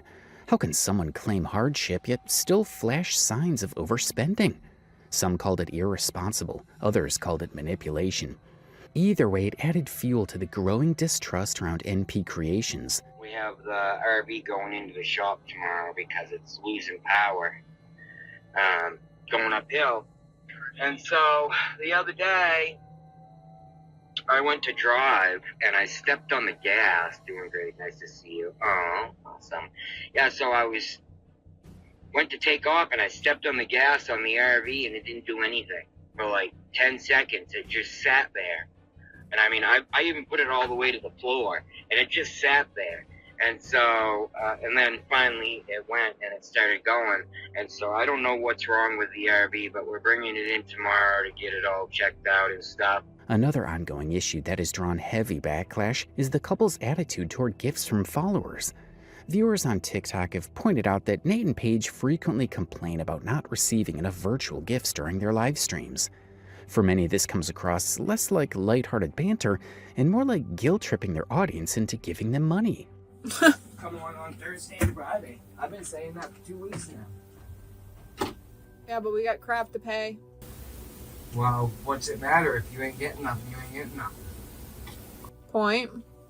Let people watch Days of Our Lives during the week. Funny. Instead of appreciating the support they do receive, critics say they make followers feel pressured or inadequate if they're not sending frequent gifts. Some even describe it as manipulative, a way of exploiting loyal fans who simply enjoy watching their streams but don't want or can't afford to keep sending money. This has left a sour taste in the community, especially when it combined with ongoing questions about the couple's business practices. Adding to the controversy is the perception that the products themselves don't reflect the prices being charged. Paige has been shown working on clothing using what she proudly called her clearance kids sewing machine. To anyone familiar with sewing, these small, inexpensive machines are more like toys than proper tools. They're usually made with cheap plastic parts, having limited stitching ability and struggle to hold durable fabrics together. Moreover, critics pointed to a Reddit post that read, "I am absolutely mind-blown that Paige says she needs such expensive fabric to learn to sew." That comment echoed a recurring concern that Paige and Nate's claims about the cost of materials and their production process often feel exaggerated or disingenuous. If she truly needed high-end materials just to learn, why then use a clearance kid's sewing machine to actually make garments, and then also have no idea what to do with this stuff? For those already concerned about overpriced jewelry and questionable customer service, this revelation only reinforces the belief that the couple is putting profits ahead of value. Customers don't feel like they're getting what they paid for, and instead see a couple more focused on squeezing money out of their audience while investing as little as possible back into their craft. Show you guys more stones, I guess. It's alright. How about you, Tabitha? Oh, you son of a biscuit. Busy. Purple spiny. We could put these in earrings or a ring. Those would be really nice. Yeah, we got a bunch of stones. Taking 4 custom orders today, you guys. If anybody's interested in something, let me know. I'm in cart. Put that necklace. Chunky ring. After that, more serious allegations began to surface, this time touching on Nate and Paige's personal lives in a way that went beyond poor business practices. Discussions across Reddit threads have repeatedly raised concerns about drug use, with both direct claims and subtle observations fueling the speculation. Critics argue that Nate's behavior on live streams often shows signs of consistent opioid use. Some users point to his mannerisms, speech patterns, and even the way he interacts with Paige, suggesting that they mirror characteristics often associated with someone struggling with dependency. You may not know I am a recovering addict. I had serious addiction issues, and the item that they just said right there, that item right there is what I use for my maintenance. I find it better to be better than the alternative things that they normally give for maintenance, like, oh, I can't say them. We'll say Don't, Sub, and something else. I find those to just basically be using still. So the item that I use, right, which is right there that I pinned, you can buy it at any store throughout the country. Comes in a lot of different forms, and I use it on a daily basis for maintenance. So it works really, really good for me. While none of these observations are proven medical diagnosis, they've been enough to spark heavy debate online about whether Nate's personal choices have bled into his business and relationships. Once, when he was discussing a dream and later woke up to constant coughing, viewers immediately linked it to drugs. Right? Nate woke up coughing. I was suffocating, and the dream was so real that I woke up coughing, and I couldn't get my breath back for like 15 minutes. I just kept coughing, like I was physically being suffocated. Oh, it was crazy. Craziest dream I've ever had in my life. It was so bad, guys, to the point that when I got up, I had... Why is it doing that? Hold on, give it a second. The controversy doesn't stop with him. Paige's past has also been scrutinized, with multiple Redditors referencing her troubled family history. Mentions of her mother's drug use have surfaced, alongside claims that Paige herself struggled with substance issues in the past. Anybody know that they don't need to be close? Yep, I did. So what? We're done. Like 30 years ago. Everyone's I'm doing so stupid old. stuff. I'm so old. And was that Sunny? I can't remember. Back in March. Whether true or not, critics believe these struggles may have influenced her decision-making and the dynamics of her relationship with Nate. For many, it painted a picture of two people already carrying heavy baggage, now amplifying each other's worst impulses under the pressure of online fame. Running everything need to stop now, and we're not gonna let you do anything. At some point, people have to stand up for themselves. It's gone too far. They keep taking and taking and taking. They take our money, they tax. The allegations also intersected with their jewelry business. During TikTok sales streams, Nate would sometimes smoke while handling or displaying products. Competing sellers quickly pointed out that smoke, whether from cigarettes, vapes, or other substances, shouldn't come into contact with jewelry, particularly gems. These ones will probably be a little bit more than the rest of them just because they take a lot more work. Same thing goes with bracelets. So if you're interested in something, let us know. I will take your sale today. I also will take a sale if you would like to get something tie-dye, bandana-wise.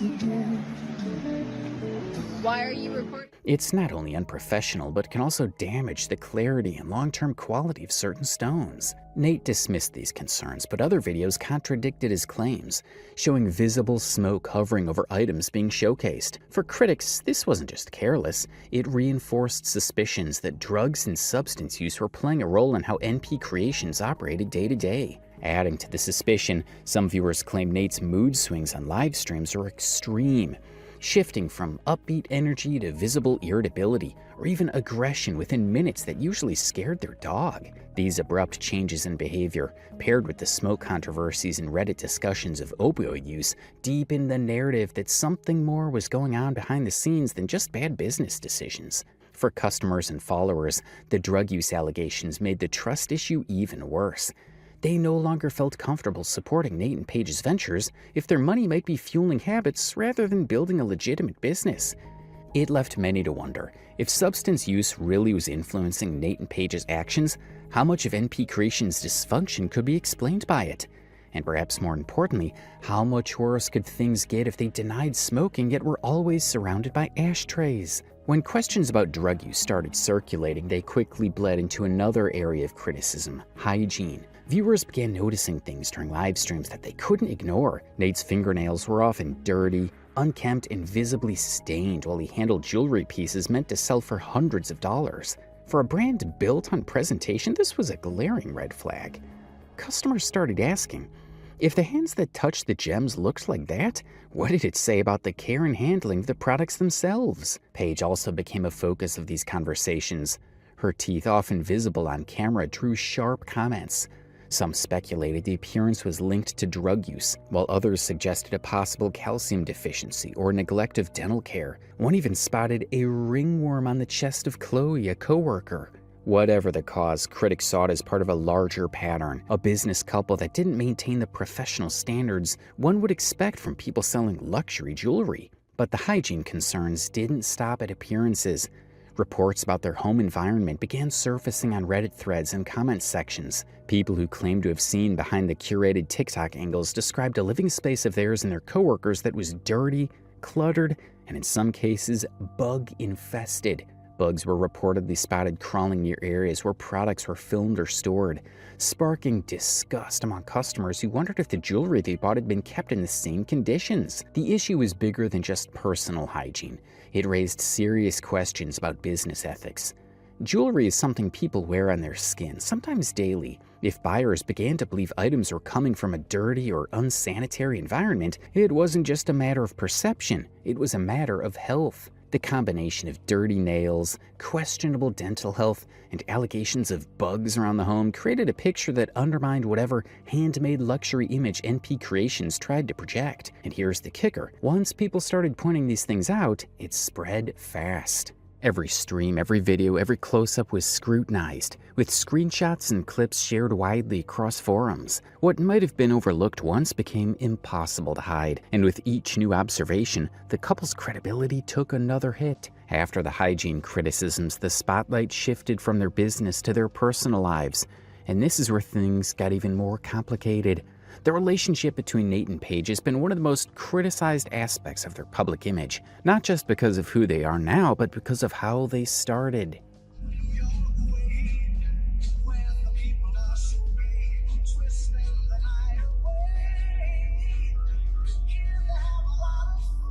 At the center of the controversy is the age gap. Nate is significantly older than Paige, and critics argue that the circumstances around how their relationship began cross uncomfortable lines. Reports and Reddit discussions suggest that Nate first started interacting with Paige on social media when she was as young as 14. Lizzie, but you can clearly see this is her. And if you go back through some of her old photos, you can see that Nate liked them. And here's just all the proof of it. There's multiple pictures that he has liked, and it all leads back to his real Instagram. And that means that if she's 22 now... Some accounts even claim her father discovered their connection when she was still underage, 14 in fact, sparking immediate concern about what exactly was going on between them. Sorry, I went back in the kitchen, damn it. All right, so you find out Nate and Paige are dating. But they escaped, sorry. What age is Paige at that point? Yeah, that's when I found out. 14. But how 14, okay. Holy... She was 14. She was entirely too young. When she first started dating him, it was 14? So she would come see me at work at Walmart. All right. When she'd come see me at work at Walmart, because this is now mind you, this is when she was staying with her mother. She would come see me at work and just say hey, whatever. But Nate would be with her, and Josh is out in the car. He's on his phone doing this, that, and the other, or something, this and that. You know, so basically the wool was pulled over my eyes. I had no clue what was really going on. Apparently, Josh was never in the car, so. Whether or not the timeline is blurred, the fact that these claims exist has fueled suspicion and outrage. Like any father who loves his daughter, he first defended his daughter, saying that Nate scammed her into it, and he was the one to blame. And as the conversation continued, he never wavered from his stance. He sent his love to Paige and warned Nate never to come near him. However, according to her mom, she was 16 when she started dating him. Thus, the years differ a bit, but the fact remains the same. She was a minor. And then there's the added twist.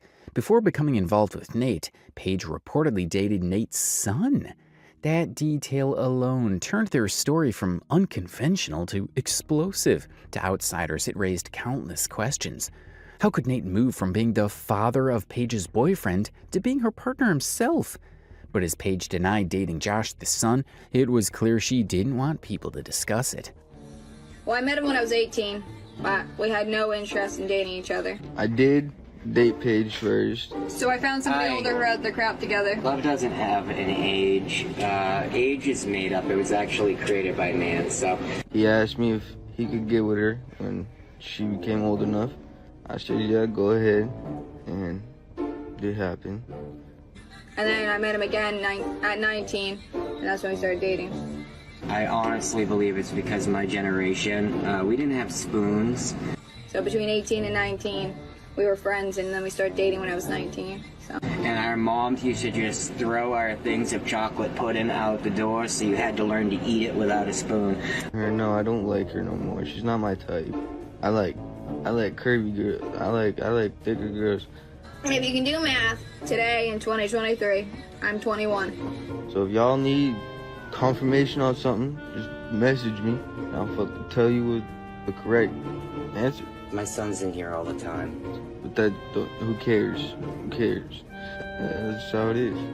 When you are living in the light of Jesus Christ, you best believe the devil's gonna send his army for you every single time. And a lot of these people don't even know they're on devil's side, but they are. That's the reality of it. Can't do math. Let me know if you need my help. However, people never stopped noticing these absurd connections. And according to discussions online, Nate's son eventually spoke about it, saying that he was fine with this situation if his dad was happy. But even in that statement, something crucial was left out. The part about Paige being underage when it all began. Dating someone that young, well, if it makes him happy, I'm happy. That's all I want to see. I believe everybody deserves somebody that makes them happy, regardless of the age gap. That omission didn't go unnoticed. For critics, it wasn't just about an age gap. It was about a relationship that blurred boundaries of family, power, and responsibility. Paige was still a teenager when she became involved with Nate, and many argue that the timing shows more of an escape than a love story. And once they went public, their interactions on live streams only fueled more concern. Viewers began noticing moments where Nate didn't treat Paige with kindness. His tone toward her was sometimes dismissive, even condescending. In one widely discussed instance, Paige appeared in a rap battle live, an unusual move that showed her stepping into a space outside of jewelry sales. Nate's reaction, however, wasn't supportive. Instead, clips show him acting irritated and cold, the kind of dynamic that suggested control more than partnership. 50 seconds, you guys. 50 seconds left. Better hope for a snipe. Man, Sam, looking good for you, you know.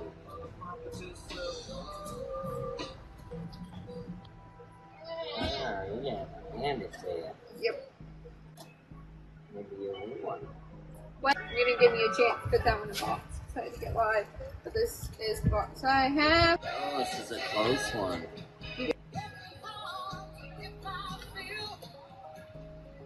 That's corner. That's corner. Thank you for the roses, hon. Hello. Any gloves? I know. Does anybody have a glove? 8 a.m. We're good. How are you, Sideway? Oh, boy. Go, go. Now you have a power up. You, Willow. Don't lose the wins. Double, double, double. Don't lose those guys. Kind of better you guys. Use the glove, guys. Use the glove. They ran back-to-back gloves. Use the glove, guys. Oh, word. Use the glove. The power imbalance showed itself in other ways, too. During one live stream, the topic of engagement came up. Rather than expressing excitement about the future or affection for Paige, Nate laughed. He joked that if he ever bought Paige a ring, it would cost between $5 to $10 grand to make. For some viewers, it came across as bragging about money. For others, it highlighted the way he dangled the idea of commitment as something transactional rather than emotional. Then there was the comment that many found most revealing. In another live stream, Nate bluntly stated that Paige doesn't own anything. Not the jewelry, not the business, not the assets. It was all his. Coming from a man in a relationship with someone much younger, already criticized for being controlling, this only deepened the suspicion that Paige wasn't an equal partner. She was dependent on him. I'm confused. Isn't this her page? Actually, it's my page. We just both use it. And yet the relationship persisted, which made the criticisms even louder. The dynamic between them, shown in countless small moments during streams, didn't look healthy to many viewers. My man is 49 and I'm 37. Mrs. Lopez's, I think that's how I pronounce it. Yeah, so for those of you who don't know, we are an age gap couple. I'm 44. She's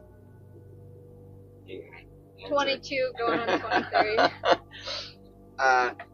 We travel the country full-time, well, mostly full-time. Sometimes we stop for a short time to be able to get mail, stuff like that. Also, I make handmade jewelry, handmade gold jewelry.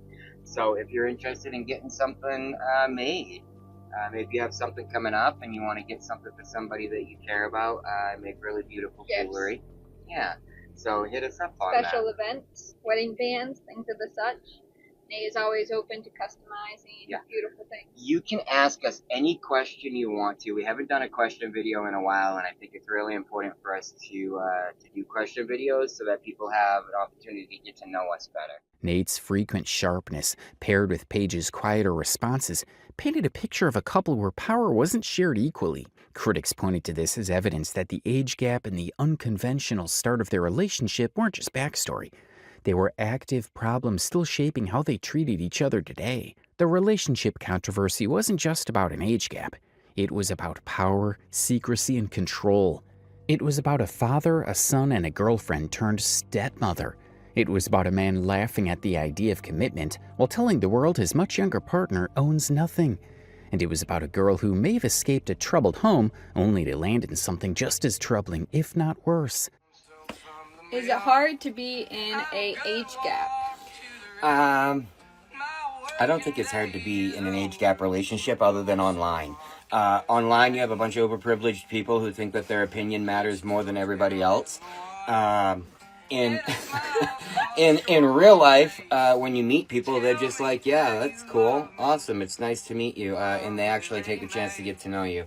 Online, you have all kinds of people who live in their mom's basement, who run around harassing people online because they have nothing better to do with their life. So yeah, I don't think it's difficult at all. I don't think it's any different than any relationship. You know, you're going to have problems along the way, and you're going to have people who are judgmental, but people have been fighting to love who they want to love since the beginning of time. It's not anything new. I mean, in my opinion, people have just put age gap in almost like this little bracket. Well, there's an age difference, so now it's different from any other relationship, and neither of us look at it that way. I look at Nate as a person. I look at him as who he is, not the age that's attached to him. I don't really ever think about Nate being older than me. I think about the fact of how much I love him, and that we're two people who are best friends. Yeah, I mean, you're going to have a bunch of people jump in your comments and make rude and obnoxious comments about you being in an age gap relationship, like they've lived in the Stone Age for, under a rock for the last 100 years, and have never heard of or seen an age gap relationship, when chances are their grandparents or their great-grandparents probably had an age gap. It's been around since the beginning of time. So there's this really great concept where people just loved who they wanted to love, and they didn't care what other people thought. Yeah, so I would say in real life, it doesn't bother anybody. And there are tons and tons of people that follow us, that we're friends with, who are in age gap relationships, who are super supportive and really kind to us. So no, yeah. It isn't. And everyone looks at it differently. But It's, for us, it's not hard for us. I mean, it is hard for the people living in mom's basement who are upset with it. But other than that, we don't really notice any difference. You know, you either have stuff in common or you don't have stuff in common. We have a ton of stuff in common. So. Particularly, I'm not somebody to stick my nose in somebody else's relationship. So, but that's just me. Well, I mean, it's been that way since the beginning of time. I mean, like, people have had to fight to love who they wanted to love, whether it was color-based or age-based. Biased. Or, you know, certain people didn't want, you know, family or, you know, people dating people from other ethnicities, and or people who wanted to love who they wanted to love because they were gay or they were attracted to the same, you know, there's just so many things, and so many people who have had to fight to love who they want to love over the years for so long that we're not any different than all of them. So hopefully, I would not say so, and I hope that answers your question. Yeah, hopefully that answers your question. Beyond the controversy with Paige, there's also the shadow of Nate's past, a history that involves a previous marriage and 8 children. For many critics, this is where his character becomes even harder to defend. Former acquaintances and online commenters have painted a picture of a man who wasn't just distant as a partner, but absent as a father. Reports suggest that Nate's presence didn't brighten his children's lives, it dulled them. Instead of lifting them up, he was accused of draining their energy, their confidence, and their light. And then there was Josh. Old headlines described him as a missing child, and online discussions identified him as autistic. Screenshots of a childhood photo circulated, with people noting how vulnerable he appeared even then. Some claimed they could see Nate taking advantage of that, pointing to a pattern of exploiting the most fragile situations around him. Moreover, Paige has tried to distance himself from this narrative, even going so far as to claim she doesn't know Nate's kids. But that's where the contradictions pile up. People quickly reminded her that she had once dated Nate's son, even appearing all over his Facebook years ago. Then there's the story of Josh, one of Nate's sons. When asked if he celebrated his birthday, Josh admitted that he didn't, not because he didn't want to, but because he didn't have the money. And instead of Nate stepping in as a father to do something as simple as take his son out for a meal or a celebration, he reportedly had Josh spend his birthday doing TikTok live battles. For critics, this was the clearest evidence of Nate's priorities: attention and money over family and love. For many watching, the picture was consistent. Nate wasn't just controversial as a businessman or as a partner to Paige. Long before that, he had already failed as a husband and as a father. At the end of the day, Nate and Paige haven't slowed down. The complaints, the accusations, the screenshots, and the patterns of behavior, they're all still there. Viewers continue to call for their accounts to be banned, but so far platforms have done little more than let them carry on. For critics, it feels like proof that even with mounting evidence, some creators can keep slipping through the cracks. The question is, how much longer can this last? With every block, every ignored email, and every unanswered accusation, the pressure only builds. If the past has shown us anything, it's that silence doesn't make these problems disappear, it only makes them louder. So what do you think? Should Nate and Paige finally face consequences online? Or will they continue unchecked until something bigger forces change?